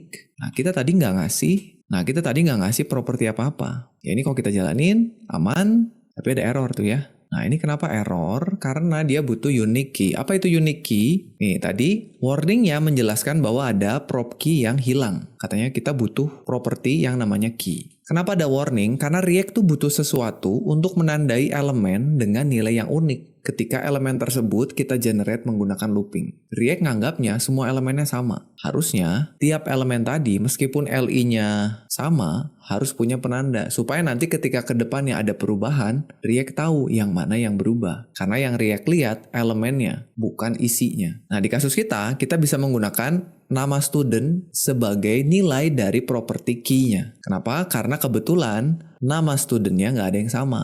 Sandika, Dodi, Erik, beda-beda semua. Tapi kan kalau kita pakai nama student, ada kemungkinan ketemu dua mahasiswa yang namanya sama. Berarti nggak bisa kita pakai harusnya ya. Nah, ke depannya sebaiknya kalian gunakan nilai yang bisa dipastikan unik. Misalnya menggunakan unique ID. Tuh, jadi kalian bisa kasih gini, kasih property key yang nilainya sama dengan nilai student. Supaya problem tadi hilang ya. Kita coba. Balik lagi ke coding kita kasih property key yang nilainya student. Ini. Jadi sama antara key dan value-nya ya. Sekarang balik ke browsernya. Errornya hilang, tampilnya udah oke ya. Gimana kalau kita mau nambahin interaksi? Nah, kita bisa nambahin interaktivitas dengan yang namanya state. Nah, ini seru nih teman-teman. Jadi kita tahu bahwa banyak hal di halaman kita yang bisa berubah karena ada interaktivitas dari user. Ya, sesimpel user ngeklik tombol, nginputin sesuatu di text field atau di kolom inputan, atau ngegerakin mouse. Itu adalah sebuah event yang bisa bikin keadaan berubah di halaman kita. Entah itu tampilannya, entah itu sebuah nilai, tulisan, ganti warna, ganti keadaan, dan seterusnya. Di dalam React, data yang berubah seiring waktu, itu kita sebut dengan state. Data yang berubah kalau ada yang kita lakukan, ya, atau seiring waktu, itu disebut dengan state. Nah, kita bisa nambahin state untuk komponen yang kita bikin, komponen yang manapun. Dan nilai dari state itu bisa kita ubah atau bisa berubah ketika kita butuhin. Nah, untuk nambahin interaktivitas pada elemen atau komponen kita, React tuh pakai state dan juga event handler. Misalkan on click, on key up, on mouse over, dan seterusnya. Ya, itu tadi state. Nah, di dalam React ada juga yang namanya state dan hooks. Ya, atau hooks ya. Misalnya gini, kita akan membuat sebuah tombol biasa, yang kalau kita klik akan menambah jumlah angka sesuai dengan berapa kali tombol tersebut diklik. Jadi nanti di dalam tombolnya kita kasih angka 0. Kalau kita klik tombolnya sekali, angka 0 di dalam tombolnya ganti jadi 1. Klik lagi, nambah lagi. Klik lagi, nambah lagi. Ya, tampilannya kayak gini, kita bikin tombol, misalkan ada like, terus dalam kurung angka. Udah berapa kali nih tombol like diklik gitu. Nah, React itu punya serangkaian function yang disebut dengan hooks. Jadi React tuh punya banyak hooks. Ya, kegunaannya macam-macam. Tapi yang jelas, hooks ini memungkinkan kita untuk nambahin logic pada komponen kita. Jadi, hooks apa bisa melakukan apa, hooks apa bisa melakukan apa. Salah satu hooks yang biasa dipakai, yang tujuannya untuk mengelola state adalah set state. Jadi ada sebuah hooks yang namanya set state.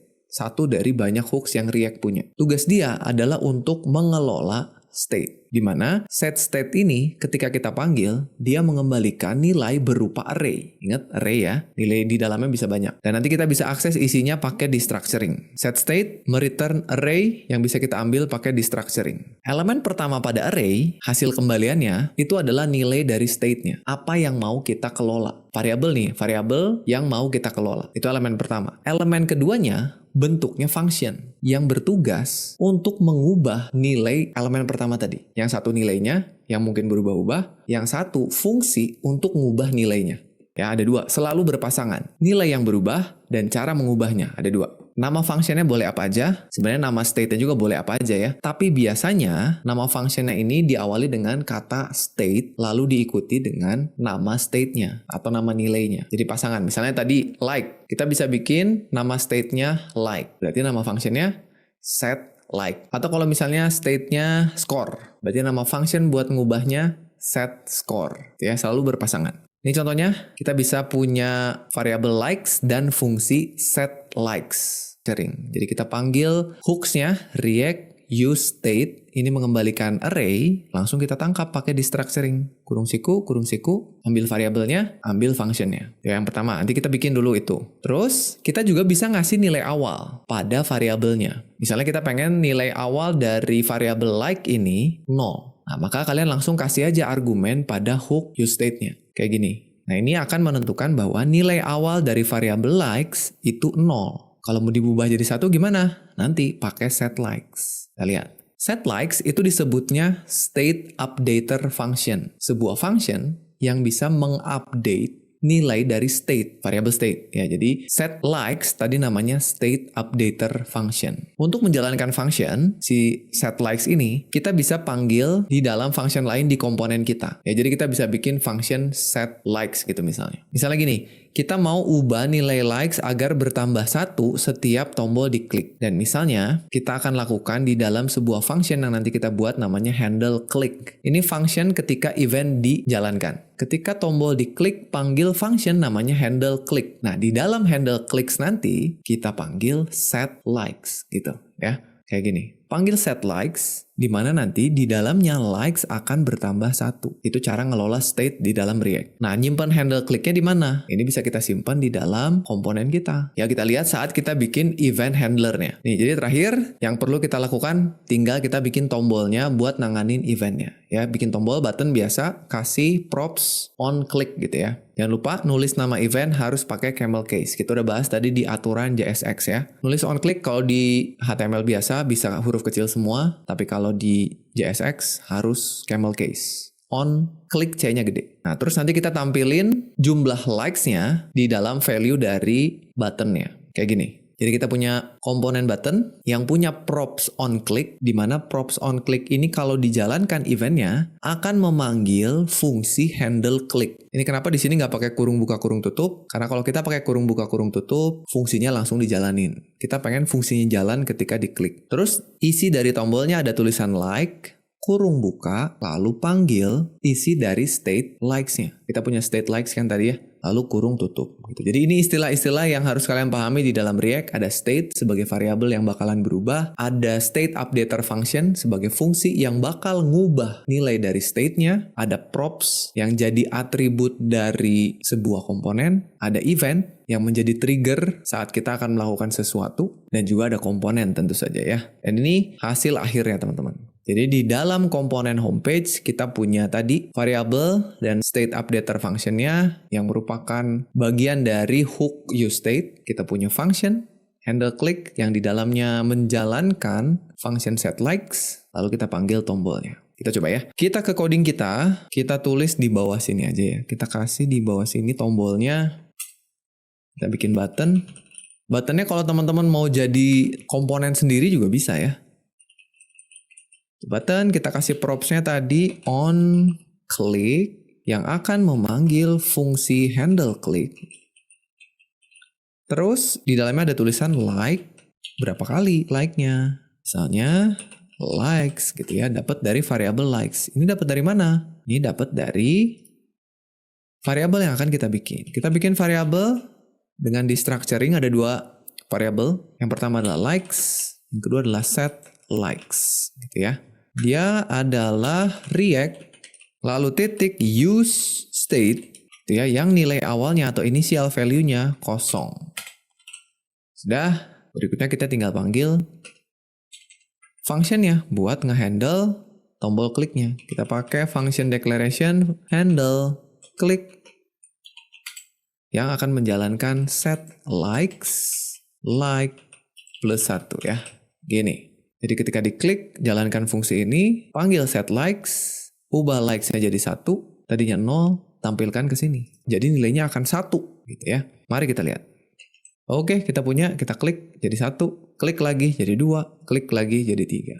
Gitu teman-teman ya, cara pakai state, props, dan hook yang sangat sederhana. Mudah-mudahan kalian paham nih. Nah, dan berikutnya, setelah kita belajar dasar-dasar dari React, selanjutnya kita bakalan belajar apa nih? Ya, di dalam React, kalau kalian mau lanjut lagi belajarnya setelah ini, yang harus kalian pelajari adalah hal-hal berikut ini, teman-teman. Jadi kalian harus tahu dulu sebenarnya bagaimana React itu bekerja. Ya kok bisa sih React melakukan hal-hal tadi? Sebenarnya nggak usah terlalu dalam, apalagi untuk kalian yang pemula, tapi minimal tahu kenapa kok bisa. Teman-teman harus mulai juga cukup ya. Kita mulai langsung dengan membahas lagi atau mengingat-ingat kembali apa itu komponen ya, berdasarkan materi yang kita pelajari di dokumentasinya React ya. Jadi apa itu komponen? Kita baca lagi teman-teman. Jadi kita tahu bahwa aplikasi React itu terbuat dari komponen-komponen ya. Terus juga kan komponen pada React itu pada dasarnya adalah function di dalam JavaScript atau yang kita sebut dengan JSX. Berikutnya komponen merupakan bagian dari UI yang punya logika dan tampilannya sendiri. Jadi ada logic dan juga presentation ya, dan untuk membuat komponen itu bisa sekecil mungkin sampai satu buah elemen HTML kita anggap sebagai komponen itu bisa ya, misalkan komponen tombol, komponen gambar, komponen paragraf bahkan bisa ya, atau mau sebesar satu halaman pun bisa kita anggap sebagai komponen itu. Nah, jadi nanti terserah kita gimana cara merancang sebuah komponen. Makanya di video kali ini kita akan bahas tuh gimana caranya bikin komponen atau melakukan komposisi ya, React nyebutnya nge-compose sebuah komponen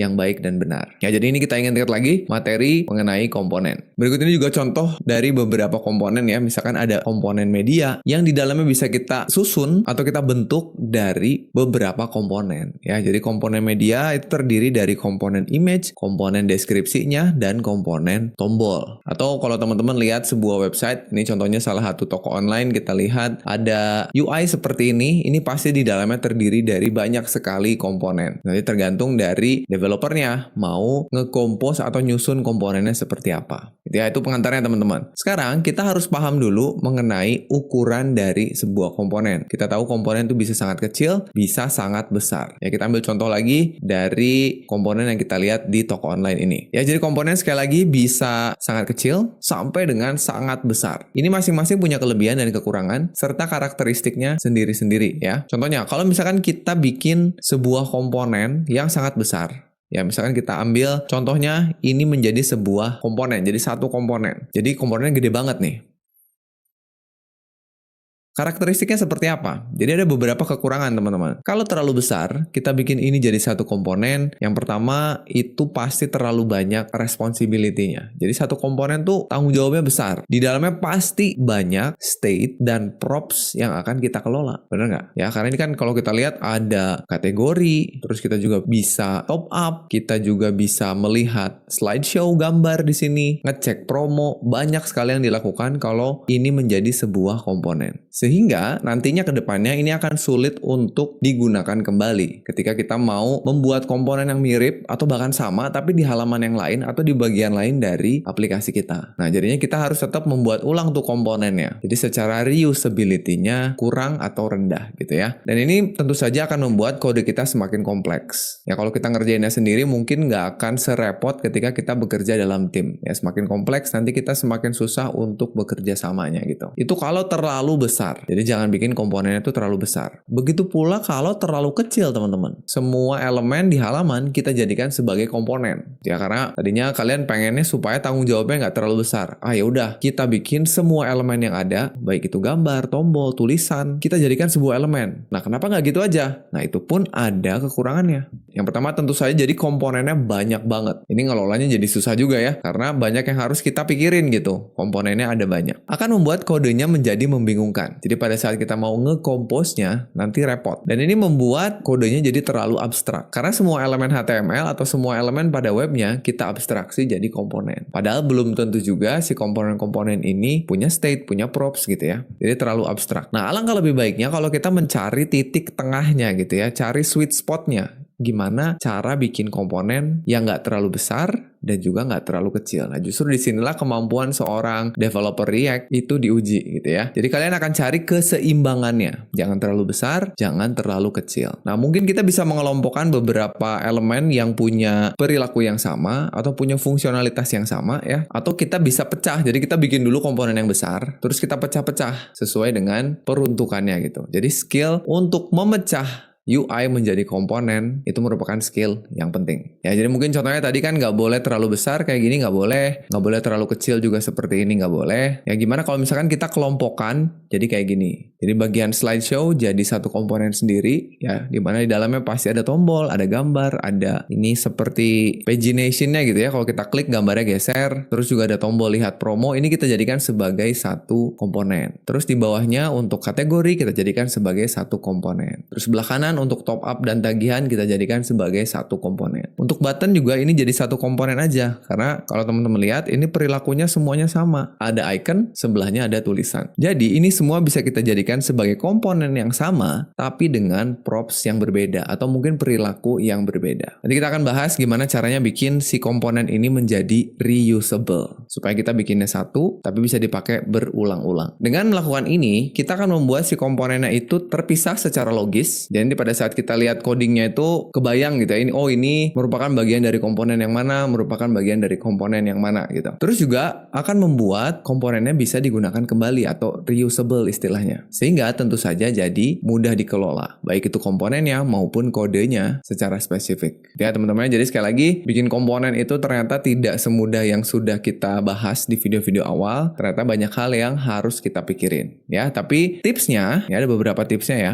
Jadi yang pertama, kita harus pisahkan UI-nya secara logis, pisahkan antara konten dan juga layout. Jadi mana yang layout, mana yang konten atau isi dari komponennya. Terus pikirin reusability-nya. Kalau kita udah bisa misahin mana yang layout, mana yang konten, kayak misalnya button itu adalah layout, tapi di dalamnya kita lihat kontennya apa, misalkan icon, tulisan, warna. Nah, ini kayaknya kalau misalkan kita mau bikin button yang sama, tapi warnanya beda, terus iconnya beda, nah ini kita bisa bikin jadi reusable. Komponennya satu, tinggal kita kasih props atau perilaku yang berbeda. Ya, terus perhatikan juga kompleksitasnya. Jangan sampai tujuan kita reusability ya malah jadi kompleks kodenya. Dan yang terakhir, perhatikan juga gaya dan kebiasaan coding kita atau gaya dan kebiasaan tim kita. Jadi kadang-kadang kalau kita baru masuk ke sebuah tim, cari tahu dulu tim ini punya gaya coding atau kebiasaan coding nggak? Ada panduan pembuatan komponennya nggak? Nah kalau ada, kita ikutin aja gitu ya. Jadi jangan sampai kita memaksakan gaya coding kita ke sebuah sistem yang sudah terbentuk gitu. Jadi kita harus tahu dulu, mungkin ada tim yang senangnya bikin komponennya kecil-kecil, mungkin ada tim yang senengnya bikin komponen tuh gede-gede, kita harus tahu dulu gitu ya. Jadi pada akhirnya bisa juga setelah kita tahu semua teori-teorinya, semua konsep-konsepnya, balik lagi ke gaya dan kebiasaan codingnya. Tapi secara umum sih kita bisa mulai dari komponen yang besar, kita coba bikin komponen yang gede dulu, terus nanti kita lihat bisa kita pecah nggak. Nah dan ini akan kita lakukan nanti di latihan pertama kita. Sebelum kita ke latihan, nah saya punya beberapa pertanyaan yang harus kalian ajukan ke diri kalian sendiri ketika nemu sebuah komponen ya. Jadi yang pertama kita tanya dulu, kira-kira ya, apakah di dalam komponen itu terdapat bagian konten atau layout yang bisa dipisahin nggak? Kalian cek dulu. Terus yang kedua, ini kira-kira mungkin untuk digunakan kembali nggak? Terus yang ketiga, apakah komponen ini melakukan terlalu banyak hal atau tidak? Atau udah cukup spesifik nih komponennya? Atau terlalu spesifik? Nah itu harus ditanyain juga. Terus cek lagi, apakah komponen ini bergantung pada banyak props? Dan yang terakhir, cek nih, JSX-nya jadi terlalu kompleks atau tidak nih? Ya, kalau jawabannya iya, maka kemungkinan besar kita butuh untuk membuat komponen baru dari komponen yang besar ini gitu. Jadi kalau misalkan dari kelima pertanyaan ini hampir semua atau bahkan semuanya jawabannya iya, udah langsung kita bikin komponen baru nih kayaknya. Jadi biar lebih kebayang gimana kalau kita cobain coding untuk studi kasus kita ya. Pertama saya minta teman-teman kunjungi repo GitHub saya di github.com/sandikagali/belajar React untuk pemula. Saya sudah siapkan kode untuk episode kelima. Silakan diklik aja di sini. Nanti di dalamnya ada folder namanya starter app yang ada 2 buah file. Saya udah siapin app.jsx dan app.css untuk kita simpan ke dalam aplikasi React kita. Jadi ini dibuka dulu, kita siapin. Sekarang kita instalasi fresh aplikasi React kita ya. Jadi silakan teman-teman boleh simpan kodenya dimanapun di komputernya. Saya akan simpannya di desktop aja. Jadi saya mau klik kanan, bikin folder baru. Oh, atau langsung aja kita open in terminal di desktopnya ya, supaya nanti yang bikininnya si Vite-nya. Nih saya sudah buka terminal. Ingat di komputernya harus harus terinstall PNPM ya, pastikan dulu ada PNPM-nya ya, sudah ada ya. Kalau sudah, ini kita clear dulu. Teman-teman boleh ketik aja PNPM create vid ya, gini. Enter. Terus nanti ditanya project-nya apa. Nah, kita mau bikin project yang akan kita gunakan untuk beberapa episode ke depan. Saya mau bikin project untuk aplikasi anime sederhana ya. Jadi buat para wibu cocok banget nih. Kita bikinnya gini aja, anime app. Jadi kedepannya kita mau connect ke sebuah public API yang berisi daftar anime untuk kita tampilkan di website kita. Ya, ini sebetulnya project klasik ya. Silakan ditekan tombol enter aja. Terus kita pilih framework-nya pakai React. Silakan diarahkan pakai tanda panah. Terus kita pilih yang JavaScript polos saja. Oke, enter. Sudah ya, dibuatkan folder dan instalasi PNPM-nya. Jadi langsung aja ketik cd anime-app. Lalu enter. Terus kita ketik PNPM install. Kita tunggu. Oh, ini ada update ya. Nggak apa-apa, kita skip dulu update-nya. Nah, sudah beres. Tinggal kita buka dulu di kode editor ya. Teman-teman boleh ketik kode, spasi titik.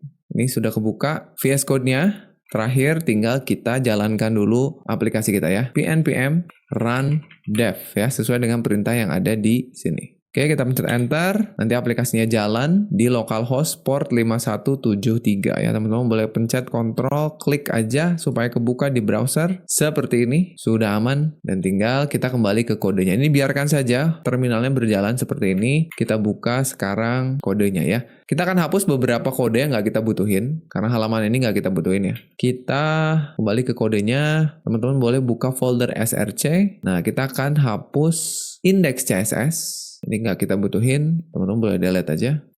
Nah, berikutnya kita akan buka app.jsx.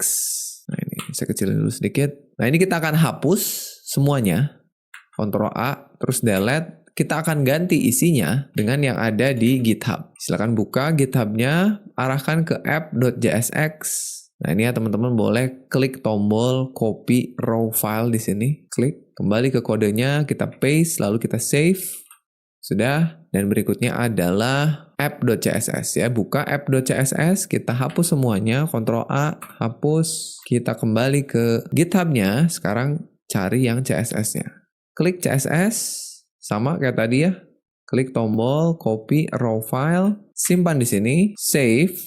Lalu terakhir kita coba ke main.jsx, kita akan hapus baris yang ini ya. Import indeksnya nggak kita butuhin karena tadi kita udah hapus ya. Teman-teman boleh pencet Ctrl Shift K untuk menghapus barisnya. Save, close. Lalu kita lihat di webnya. Nah, ini dia. Jadi sudah ada aplikasi sederhana. Ini kebanyakan masih tampilan aja ya. Jadi masih banyak yang belum berjalan. Misalnya search-nya belum berjalan. Terus nanti ke depannya kita mau bisa nambahin anime sendiri. Terus bisa ubah atau hapus. Dan kita bisa ngasih rating ke depannya. Tapi sekarang yang bisa dilakukan itu hanya menampilkan 4 anime. Ini anime yang termasuk anime favorit saya. 4 ini. Yang datanya diambil dari array of object yang kita buat di app.js. Ini masih saya tulis manual di sini. Ke depannya nanti kita akan connect ke public API. Ya, nggak apa-apa, ini kita ambil dari data array kita dulu. Tapi sekarang kita udah bisa klik masing-masing animenya. Jadi kalau diklik, dia akan menampilkan detail dari anime yang berbeda. Ya, One Piece, Naruto, Bleach, dan My Hero Academia.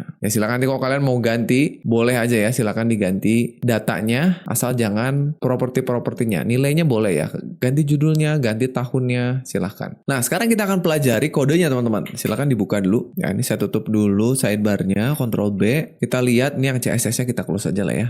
Karena nggak akan kita oprek-oprek untuk sekarang. Kita akan lihat dari bagian paling atas. Ini di atas kita ada import hook-nya, use state, karena kita menggunakan beberapa state di bawah. Terus juga kita import CSS-nya ya, tadi udah. Terus kita punya data yang saya kasih nama animes data, karena animenya banyak, jadi jamak gitu ya. Kita punya 4 data, ada One Piece, Naruto, Bleach, dan My Hero Academia. Nah, terus kita masuk ke komponen utamanya, komponen app. Nah, di sini, di komponen kita yang pertama, kalau kalian lihat, ini saya masih punyanya hanya 1 komponen yang JSX-nya sangat besar sekali. Tuh, jadi JSX-nya banyak. Ya, nanti tugas kita adalah mecah-mecah UI-nya menjadi komponen-komponen terpisah. Ya, kita pelajari dulu dari bagian paling atas. Ya, kita punya ada state query untuk mengelola query ini ya, walaupun sekarang masih belum jalan ya. masih belum berpengaruh. Terus kita juga punya state untuk mengelola data animenya. Ini saya ambil dari array yang ada di atas. Ya, ini nanti akan kita ganti data defaultnya lewat API. Berikutnya kita punya state untuk selected anime untuk mengelola data yang tampil di sebelah kanan. Jadi mana yang kita pilih atau yang kita select akan mengubah detail dari kotak sebelah kanan. Itu state yang ini. Lalu ada state is open 1 dan is open 2. Ini untuk ngecek apakah kotak ini lagi dibuka apa enggak. Karena di sini saya kasih tombol minimize. Tuh, ya. Jadi ceritanya kita bisa nutup gitu. Oke, jadi ada dua. Yang sebelah kiri is open 1, yang sebelah kanan is open 2. Berikutnya kita punya sebuah function handle selected anime untuk memilih mana yang akan tampil di sebelah kanan. Ya, nanti ini akan kita kirim sebagai props. Nah, yang pentingnya di sini kita punya banyak elemen ya. Jadi yang pertama ada navbar untuk bagian atas. Ini semua ya. Di navbar ada 3, ada logo yang pertama. Oh ya, aplikasi ini namanya Weeboo ya, Weeboo ya. Ada logonya, terus di bawahnya ada search container. Nah, jadi search container ini menampung 2 hal, search inputnya dan search resultnya. Jadi secara default yang tampil semua data ceritanya ya, semua data yang ada di sini tampilnya 4. Nah, pengennya nanti kalau kita cari sesuatu gitu ya, munculnya sesuai dengan jumlah hasil pencariannya. Sekarang masih belum berjalan. Bahkan masih kita tulis manual 4 yang nanti kita benerin. Itu di bagian navbar, dan kayaknya teman-teman harusnya sekarang udah bisa mencoba-coba untuk berpikir atau nebak-nebak kira-kira ini cocoknya jadi komponen sendiri apa enggak gitu. Berikutnya di bawahnya ada komponen main ya, untuk nampung 2 kotak ini. Kotak yang pertama, ini ada elemen yang nama kelasnya box. Itu untuk kotak yang sebelah kiri berisi daftar anime. Ya, dimana saya punya tombol tuh yang sebelah kanan atas ini ya, ini button. Nah, nanti, dan di bawahnya saya punya kondisional. Kalau tombolnya lagi terbuka, is open 1-nya bernilai true, ya, defaultnya kan true ya. Kalau lagi bernilai true, tampilin listnya. Tapi kalau kita klik tombolnya jadi false, ya. Opennya tadinya true jadi not open jadi false, maka jangan tampilin UL-nya. Nah, kalau UL-nya tampil, saya melakukan looping terhadap animenya, terus saya tampilin satu-satu. Berupa list ya. Jangan lupa kalau list kan ada key-nya. Terus pada saat diklik, saya pengen ngejalanin handle selected anime untuk nampilin anime sebelah kanan. Di dalamnya ada gambar, ada judul, ada tahun. Yaitu untuk yang sebelah kiri. Yang sebelah kanan, itu untuk menampilkan si animenya sama juga, ada tombol di atas. Bahkan ini mirip banget ya. Ada logikanya juga, kalau tombolnya lagi true gitu ya, lagi terbuka, tampilin detailnya. Ini sesuai dengan anime yang lagi kita select di sebelah kiri. Kalau ini ditambah nampilin tahun, skor, dan juga sinopsis. Ini ya di bawah sini. Itu teman-teman ya, jadi komponen besar cuma 1 yang kalau kita lihat kayaknya semua pertanyaan komponen yang tadi itu jawabannya iya. Nah, makanya sekarang saya minta tugas kalian coba diubah dulu komponen yang 1 besar ini menjadi komponen yang kecil-kecil. Silakan teman-teman boleh pause videonya, cobain dulu ubah jadi komponen sendiri sebelum nanti kita coba bareng-bareng. Oke, kita coba dari mulai yang paling atas teman-teman ya. Kita satu persatu sedikit demi sedikit. Kita mulai dari komponen navbar. Ya, kita ambil dulu navnya. Cara saya tuh biasanya gini, saya tutup dulu komponen terluarnya, klik navnya jadi komponen sendiri, terus kita cut. Kita blok, kita Ctrl X. Begini, lalu di sini kita panggil nama komponen yang akan kita buatnya. Sekarang belum ada, kita bikin tapi nggak apa-apa, kita panggil komponennya. Misalnya saya mau panggil namanya navbar gini ya. Gini, jadi saya memanggil komponen navbar, ada error navbar is not defined. Kita definisikan dulu di bawah. Oke, sekarang kita bikin apa? Masih ingat caranya? Function navbar, kurung buka kurung tutup, kurung kurawal, kita return. Return kurung buka kurung tutup, enter, baru kita paste. Ya, Ctrl V. Navbar yang tadi, save. Nah, sekarang teman-teman lihat nih, ada error di sini. Set query is not defined. Kenapa? Karena dia butuh state query tuh. Sedangkan state-nya ada di mana? State-nya ada di main. Nah, makanya kita pindahin ya. Scroll ke atas, nah ini query-nya. Teman-teman boleh klik di barisnya, terus mencari Ctrl X. Supaya kita cut satu baris, scroll ke navbar, kita simpan di sini. Dah, itu. Kita lihat dulu hasilnya aman ya, nggak ada yang error. Berarti 1 navbar udah kita pisahin. Nah, tapi lihat nih teman-teman, masih terlalu besar nggak komponennya? Kelihatannya masih terlalu besar nih. Tapi kita akan benerinnya belakangan. Kita coba bikin yang mainnya dulu ya. Sekarang mainnya. Scroll, ini kita hapus spasinya. Mainnya kita tutup, kita cut, blok terus cut ya, Ctrl X, kita bikin main. Begini, kita scroll ke bawah, sini ya.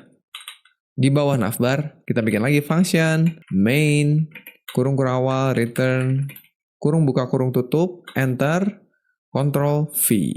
Sudah, mainnya pindah. Tapi lihat banyak banget errornya karena semua state-nya ada di app kita ya. Jadi ini coba kita pindahin dulu. Nanti ke depannya mungkin kita akan naikin lagi ke atas, tapi nggak apa-apa ya. Kita coba turunin semua dulu ya. Jadi ini boleh diblok semua karena yang butuh bukan app, yang butuh adalah main. Kita pindahin ke main, ke sini. Sip, sudah harusnya errornya hilang semua ya. Oke, sekarang kita kembali lagi ke webnya, aman ya. Tuh, jadi kita udah pindahin dua komponen besar, navbar dan main. Nah, sekarang pertanyaan apakah udah selesai? Belum ya. Masih terlalu besar nih. Komponen navbar masih terlalu besar, komponen main masih terlalu besar. Benerin satu-satu. Kita mulai dari navbar dulu ya. Kita lihat, komponen yang besar itu sebetulnya yang search ini ya. Tapi kayaknya logo juga bisa kita jadiin sebagai komponen sendiri. Jadi saya mau lakukan itu. Yang logonya kita cut ya, div sampai tutupnya, Ctrl X, kita bikin logo begini, kita simpan di bawahnya function, logo, return, enter logo. Sip, logo sudah. Di bawahnya search ya, kita cut lagi, kita bikin search. Begini, kita bikin di bawah logo. Function, search, lalu Ctrl V. Oke, sekarang error lagi karena state-nya sekarang ada di navbar nih. Jadi kita harus pindahin ke dalam ya. Kita cut, Ctrl X, kita pindahin ke search.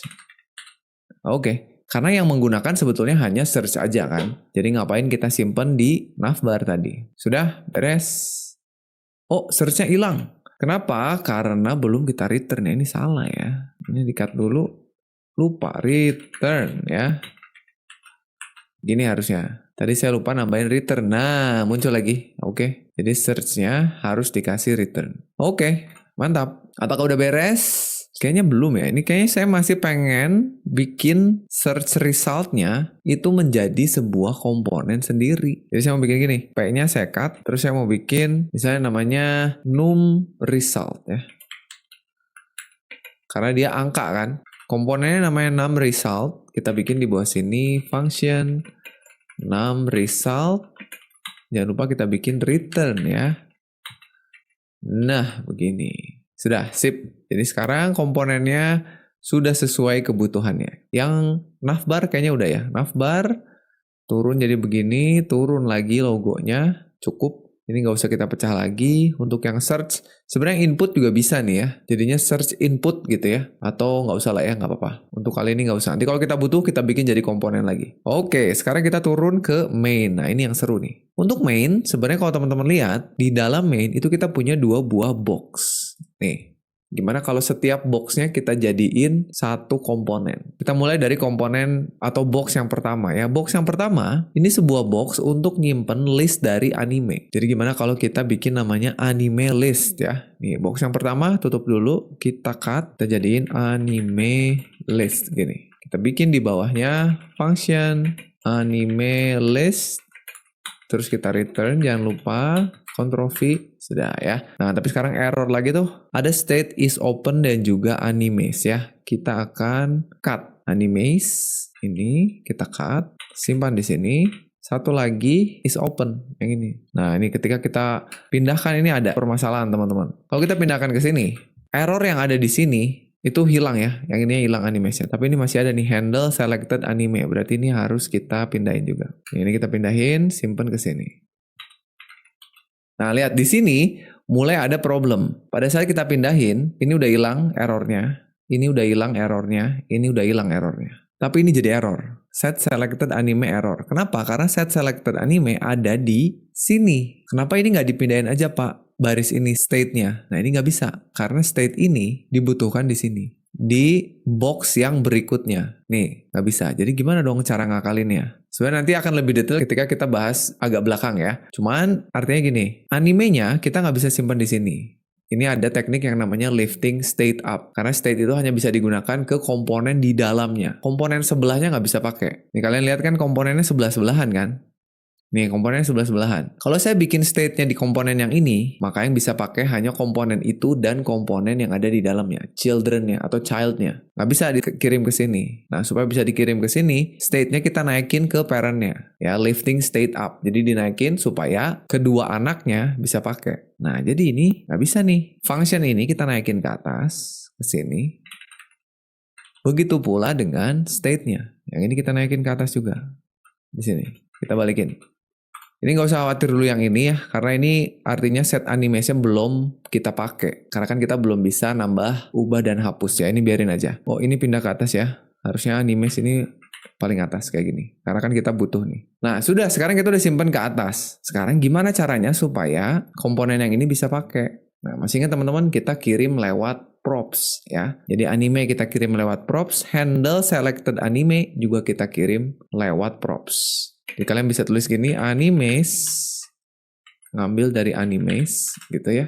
Kita kirim. Sekarang yang ini. Kita kasih eventnya apa? On selected anime. Kan biasanya gitu ya, on, lalu di dalamnya handle. Handle selected anime. Gini. Sudah, sekarang kita bisa pakai di komponen anime list. Berarti di sini kita terima dulu propsnya. Animes dan on selected anime. Tinggal dipakai. Ini sudah dipakai di sini. Ini harusnya dipakai di sini kan? Nah, kita ganti aja jadi on selected anime. Oke, sekarang kalau kita jalankan harusnya normal lagi ya. Sip, aman. Nah, ini kalau teman-teman lihat ada error di sini. Ini karena butuh prop validation. Ini kita belum bahas ya. Ini kalau teman-teman lihat video sebelumnya, ini bisa kita akalin dulu. Sebelum nanti kita benar-benar melakukan property validation. Ya, sekarang kita akalin dulu untuk mematikan ESLint-nya dulu ya. Jadi sekali lagi, kita bisa akalin lewat konfigurasi ESLint-nya. Coba dibuka lagi sidebar-nya. Teman-teman buka ini nih, ESLint rc.cjs. Kita scroll ke paling bawah, ke bagian rules-nya. Kita tambahkan di akhir ya. Di sini nih. Hati-hati jangan salah nyimpennya. Kita tulisnya kutip react/prop types ya, kita isi dengan off ya. Kita save. Coba kita lihat ke sini harusnya udah hilang tuh. Ya, jadi untuk sementara validasi tipe dari propertinya kita matikan dulu ya. Nanti kita akan validasi dengan benar. Oke, kita close, Ctrl B lagi. Udah beres. Itu untuk anime list. Jadi ini udah jadi komponen sendiri. Berikutnya untuk yang sebelah kanan. Sebelah kanan kita kasih nama apa nih? Kita cut. Kita kasih nama dia tuh apa? Selected ya. Selected anime. Oh, atau gini deh, kita bikin komponennya ada box-nya. Kan tadinya dia kelasnya box ya. Nah, nanti kita ganti nih. Kita bikin ini selected, bukan selected anime, tapi selected box. Gini. Nanti yang atas juga kita ganti jadi list box gitu, atau anime list box. Nggak apa-apa ya, belakangan. Kita bikin di akhir, kita function dulu selected box. Gini. Kita return kurung enter paste. Oke. Sip. Berarti tinggal state-nya ya. Kita cut state-nya. Yang pertama is open-nya. Kita cut. Masukin dulu ke sini.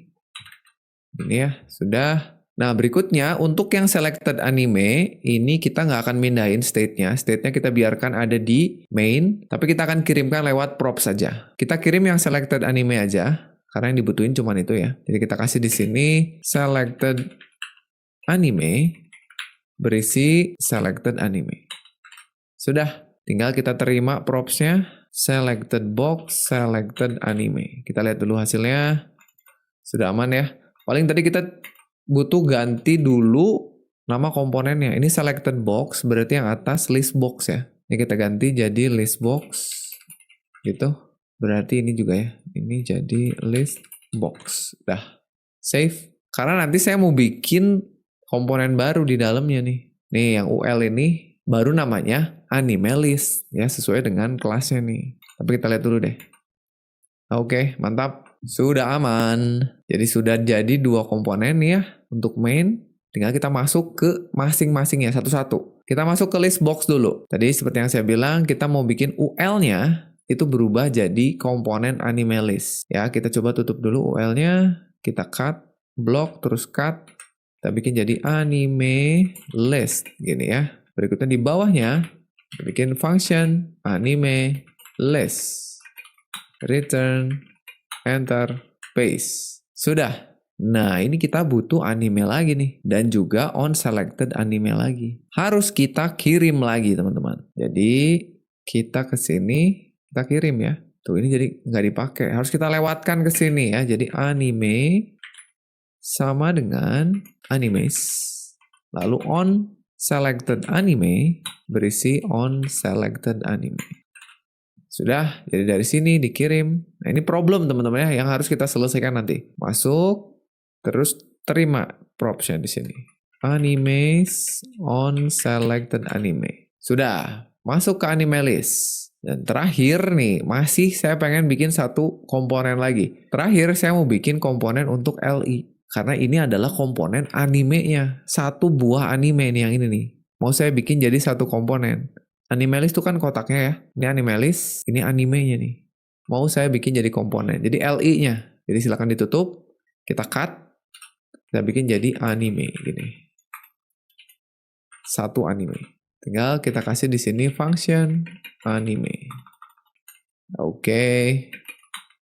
Return. Oke. Tinggal masukin lagi propsnya. Kirim lagi. Anime, satu lagi, on selected anime. Nah, tapi ini ada error nih. Errornya missing key prop. Nah, karena dia berupa list dan loopingnya ada di sini mapnya. Kita harus pindahin nih. Key-nya kita pindah, kita cut, masukin ke sini. Oke, sudah aman. Tinggal kita terima propsnya. Anime. On selected anime. Mantap. Lihat lagi. Aman. Sudah ya. Tuh, udah sampai terakhir tuh. Jadi anime, jadi komponen, anime list, jadi komponen, list box-nya jadi komponen, main-nya jadi komponen. Kesini. Oh, jauh. Ini dia. Itu teman-teman ya. Masih ada nggak? Kayaknya masih ya. Untuk yang selected box nih, satu lagi nih. Selected box kita lihat. Nah ini sama juga. Kita mau bikin komponen untuk ini nih. Ini akan kita anggap sebagai anime detail ya. Ini ada dua komponennya sebenarnya. Ada header sama section. Gak apa-apa kita gabung aja ya. Jadi teman-teman boleh ambil komponen div-nya. Ini kita cut. Ini sebetulnya nggak perlu pakai kurung tadi ya. Hapus kurungnya, kita ganti jadi anime detail. Gini, terus kita bikin function anime detail. Gini, kita return paste. Nah, yang kurung tuh di sini. Tadi harusnya nggak perlu, nggak apa-apa. Sudah, selected animenya belum dikirim sebagai props. Nanti kita tulis di sini selected anime.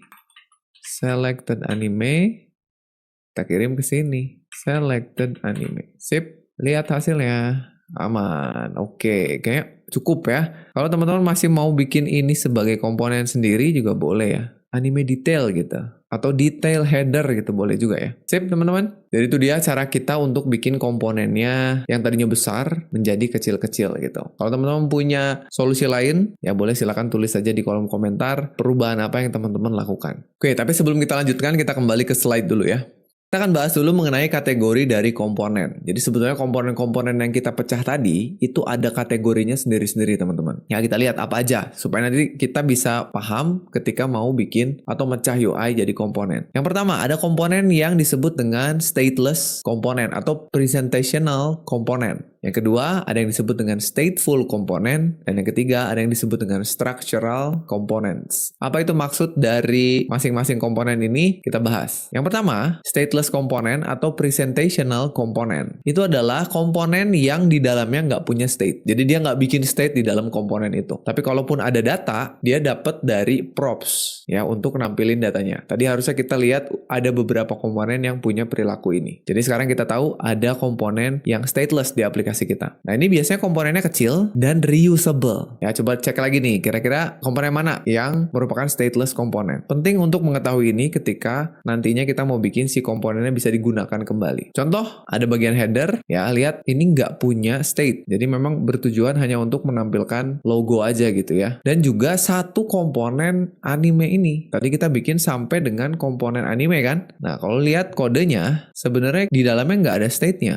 Walaupun kita menggunakan state, tapi state-nya diambil dari komponen lain, diterima sebagai props, gitu ya. Ini disebut dengan stateless komponen. Bertujuan hanya untuk menampilkan konten atau data. Berikutnya, stateful. Nah, komponen ini adalah komponen yang punya state atau state dibikinnya di komponen itu. Ini juga bisa dibuat reusable, ya. Jadi nggak hanya yang stateless aja yang bisa dibikin reusable. Contohnya yang search ini. Ya, tadi kita lihat di dalamnya ada state query. Walaupun belum kita pakai di episode kali ini, tapi ini bisa kita bikin reusable. Search-nya bisa kita gunakan di halaman lain atau di bagian lain dari aplikasi kita. Dan yang terakhir ada structural component. Nah, kalau ini berperan untuk membuat struktur aplikasi. Saat kita mau bikin layout, screen, atau pages. Jadi biasanya komponen ini digunakan saat kita ngegabungin banyak komponen lain. Ya, atau istilahnya dihasilkan dari komposisi. Komponen ini biasanya berukuran besar dan agak susah atau disebutnya juga non-reusable gitu, jadi nggak bisa digunakan lagi. Contoh yang paling utama adalah komponen main, ya kan? Main itu terdiri dari dua komponen, bentuknya kayak struktur. Bahkan komponen app kita bisa kita anggap sebagai structural component, karena tugas dia ngegabungin komponen-komponen aja untuk membentuk struktur dari aplikasi kita. Oke, jadi itu dia, ada 3 struktur komponen yang harus kita pahami. Silakan teman-teman cek lagi di aplikasi yang udah kita buat tadi, mana yang stateless, mana yang stateful, mana yang structural. Oke, sekarang kita udah tahu banyak hal tentang komponen. Kita akan coba melihat masalah yang ada pada komponen, terutama pada aplikasi yang udah kita buat tadi. Ya, aplikasinya jalan sampai saat ini normal-normal aja kelihatannya, tapi ada masalah. Masalah yang paling terasa tadi adalah sesuatu yang disebut dengan prop drilling. Yang mungkin tadi juga teman-teman ngelihat kita melakukan ini pada saat kita naruh properti ke sebuah komponen berulang-ulang. Padahal ada komponen yang bahkan nggak butuh data dari props itu. Nanti kita lihat contohnya ya. Untuk lebih jelasnya, kita akan bikin sebuah masalah baru ya, supaya kita bisa lihat munculnya prop drilling ini sekali lagi. Sekarang mari kita jalankan fitur pencariannya. Sekarang kalau teman-teman lihat, fitur pencariannya itu masih kita tulis manual. Angka 4, karena saya tahu, saya ngitung sendiri animenya ada 4. Kita akan coba ngitung ada berapa anime di array kita. Ya, jadi ini akan kita perbaiki. Sebenarnya gampang banget, tapi akan muncul masalah ya. Kita lihat dulu struktur dari aplikasi kita ketika kita buka di extension komponen React kita. Lihat nih, hasil pencarian yang angka 4 tadi ada di komponen search. Ingat-ingat ya, ada di komponen search. Sedangkan angka 4 itu kan dihasilkan dari kita menghitung jumlah anime yang ada di state animes. Ingat-ingat tuh, kita butuhnya di sini, sedangkan state-nya ada di mana? State-nya ada di sini, di anime list. Nah, menurut teori yang udah kita pelajari, bisa nggak state yang ada di sini kita akses di search? Nggak bisa kan? Makanya harus kita atasi. Caranya gimana? Nih, ini strukturnya kalau kita lihat dalam bentuk pohon. State kita, oh ada di sini ternyata ya, ada di main, bukan ada di anime list ya, ternyata ada di sini, ada di main. Yang pakai memang anime list, tapi state-nya sebetulnya ada di main, ada di sini nih. Nih ada di main. Kita mau pakai di search. Nih kita mau pakai di sini. Nggak bisa, karena komponennya sejajar.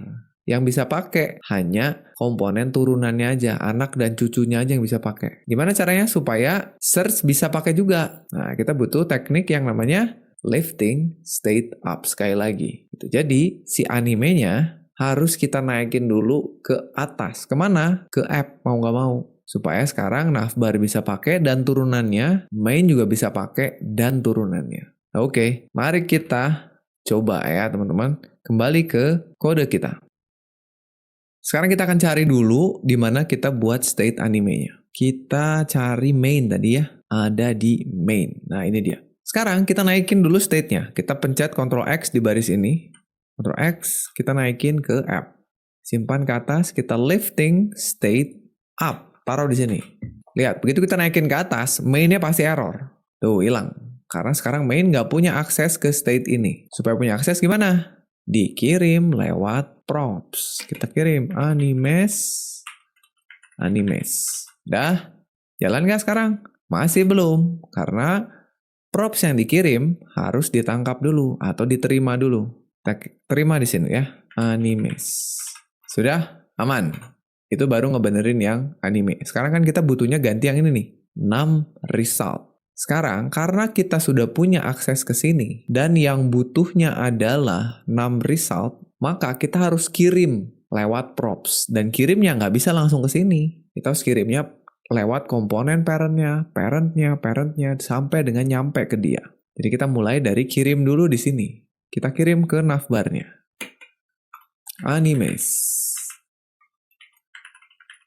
Sudah, turun lagi dia ke navbar.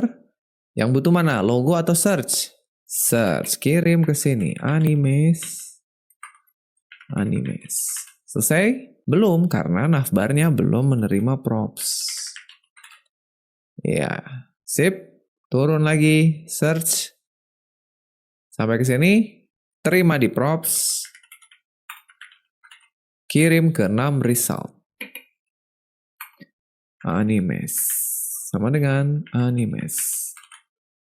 Sudah. Terakhir kita terima di sini animes.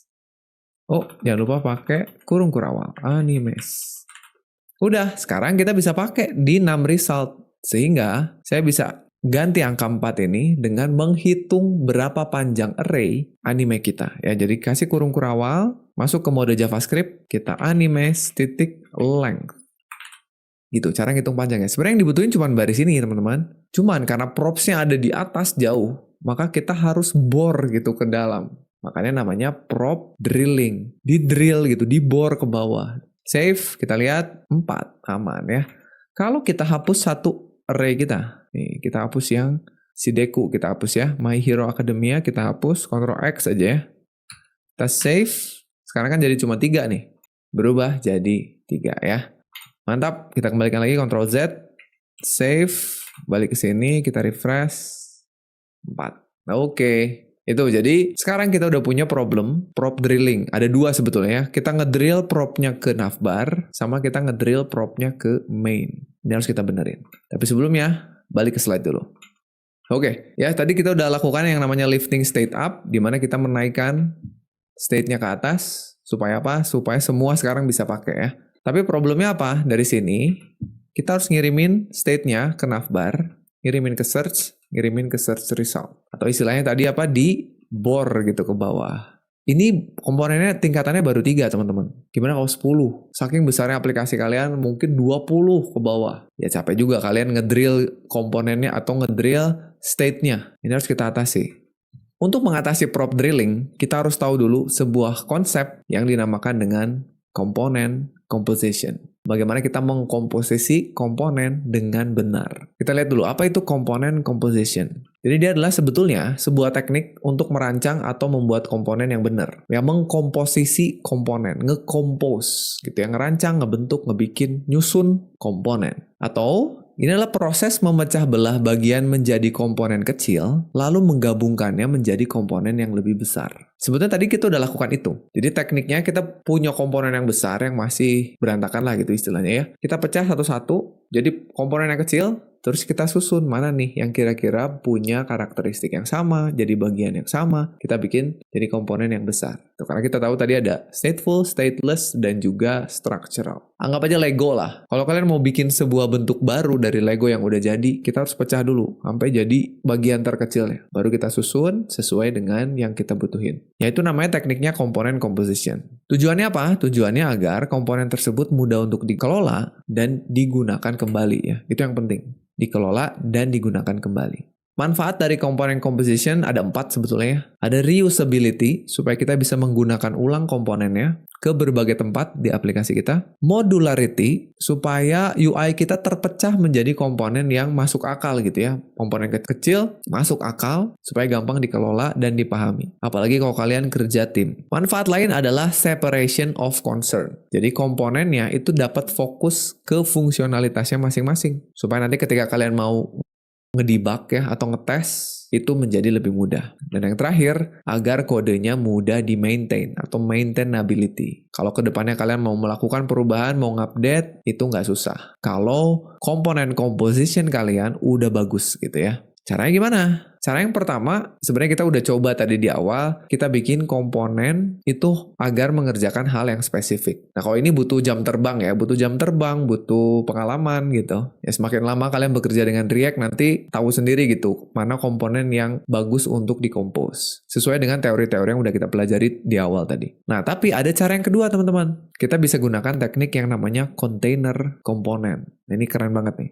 Ini memanfaatkan sebuah properti spesial atau prop spesial yang namanya children. Sehingga nanti kita bisa seolah-olah membuat sebuah template atau slot gitu untuk dimasukin komponen lain dengan lebih mudah dan modular. Nah, teknik ini bisa kita gunakan untuk memperbaiki prop drilling. Jadi cocok banget kalau mau ngilangin prop drilling pakai teknik container component. Gimana caranya membuat sebuah container komponen? Sebelum ke kasus punya kita coba kasus yang lebih umum dulu deh. Misalnya gini, kita mau buat sebuah modal box ke depannya. Jadi aplikasi kalian tuh kalau misalnya mau melakukan sesuatu, keluar alert berupa modal. Modal tuh overlay ya, jadi ada di depan halamannya, ada backgroundnya warna abu-abu transparan, terus ada pop-up atau window kecil gitu. Ceritanya kalian mau bikin buat ngehapus atau nge-deactivate account kalian. Bentuknya gini si modal box-nya. Ada yang warna abu-abunya, terus di depannya ada pop-up-nya. Di dalam pop-up-nya ada icon, ada title, ada deskripsi, dan ada tombol. Ceritanya ini kalau kita buat komponennya kayak gini. Anggap aja sederhananya gini ya. Komponennya namanya modal.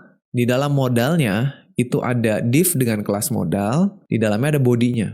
Bodinya tuh nyimpen semuanya ceritanya. Saya anggap aja pakai paragraf kayak gini. Ceritanya ini modal untuk mendeactivate account. Ya, simple aja. Kompleksitasnya saya sembunyikan ke dalam paragraf. Berikutnya, ceritanya kalian mau bikin modal yang berbeda. Tapi karakteristiknya mirip banget nih, lihat teman-teman. Ada warna abu-abunya sama overlay, terus ada pop-up-nya, bentuknya juga sama. Ada ikonnya, tapi beda sekarang. Tadinya ikonnya alert ya, sekarang jadi ikonnya sukses. Warna hijau. Title-nya beda, deskripsinya beda, button-nya hanya ada satu, continue. Nah ini bikinnya gimana? Ya kalau bikin komponen sendiri sih bisa aja ya. Tapi kan nggak modular. Cerita kita mau bikin jadi modular. Coba bayangin kira-kira gimana bikinnya teman-teman. Kalau misalnya saya bikinnya kayak gini. Lihat untuk yang sebelah kiri kita bikin komponen modal. Terus di dalamnya saya bikin isi dari modalnya itu ke dalam sebuah komponen terpisah. Ceritanya biar gampang digunakan lagi gitu ya. Jadinya saya punya lagi sebuah komponen namanya deactivate yang isinya semua ini ya. Ada gambar, tulisan, tombol. Kayak gini.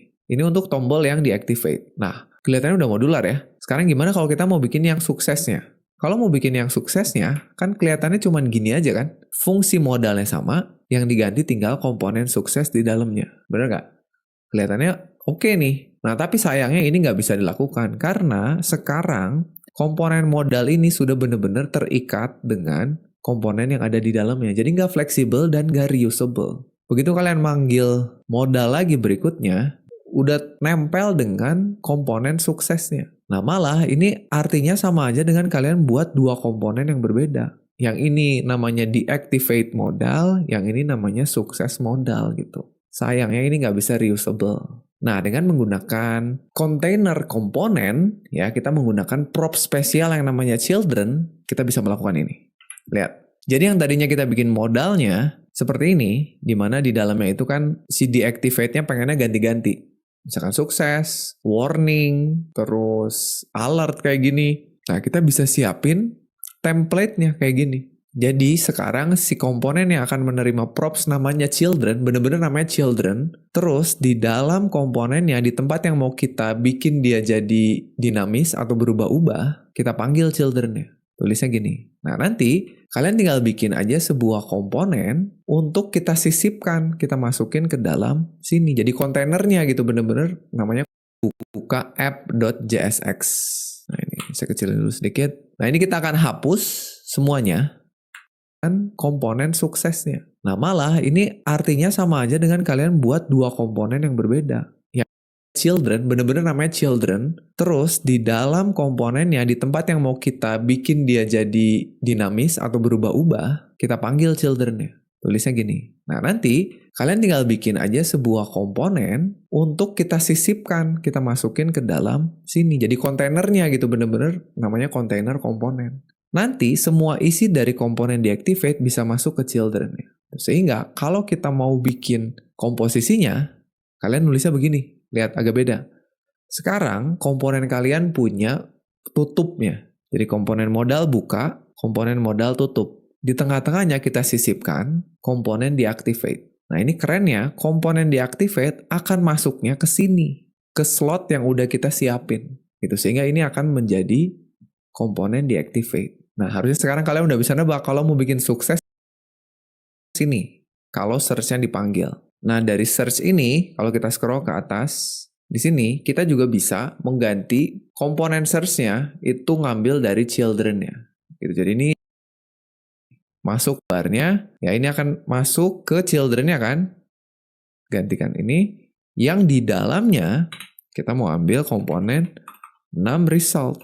Baik teman-teman. Sekarang kita mau benerin yang kita pindahkan ke bawah list box. Biar sebelah-sebelahan. Lihat nih. Pertama dia punya state prop drillingnya. Coba kita lihat hasilnya. Tuh aman ya. Cuma satu nih. Sebelah kanannya kan belum. Sebelah kanannya kita tinggal bikin komponen yang sama. Kita bikin box yang isinya selected list yang ini. Atau selected box. Nah tapi nanti kita ganti dengan anime detail. Ini kita hapus. Gitu ya. Kita tinggal pindahin ke sini. Kita ganti jadi anime detail. Gitu. Sekarang ini semua bisa dipakai karena kita udah pindahin ke sini ya. Selected anime masuk sini. Handle selected anime masuk sini. Terus state selected anime ada ya. Sekarang kalau kita jalanin, ya aman teman-teman. Itu dia menggunakan kontainer komponen sehingga sekarang kalau teman-teman lihat strukturnya udah lebih enak gitu dilihatnya. Kita punya navbar, di dalamnya ada search, ada num result, kita punya main, di dalamnya ada box, yang reusable boxnya, kita punya komponennya ya. Jadi sekarang kita bisa hapus ini nih, selected box. Ini udah nggak kita butuhin karena kita udah ganti jadi komponen yang lebih general dan reusable yaitu box. Ini harusnya bisa diklik, ini juga bisa diklik, aman ya. Jadi itu dia teman-teman.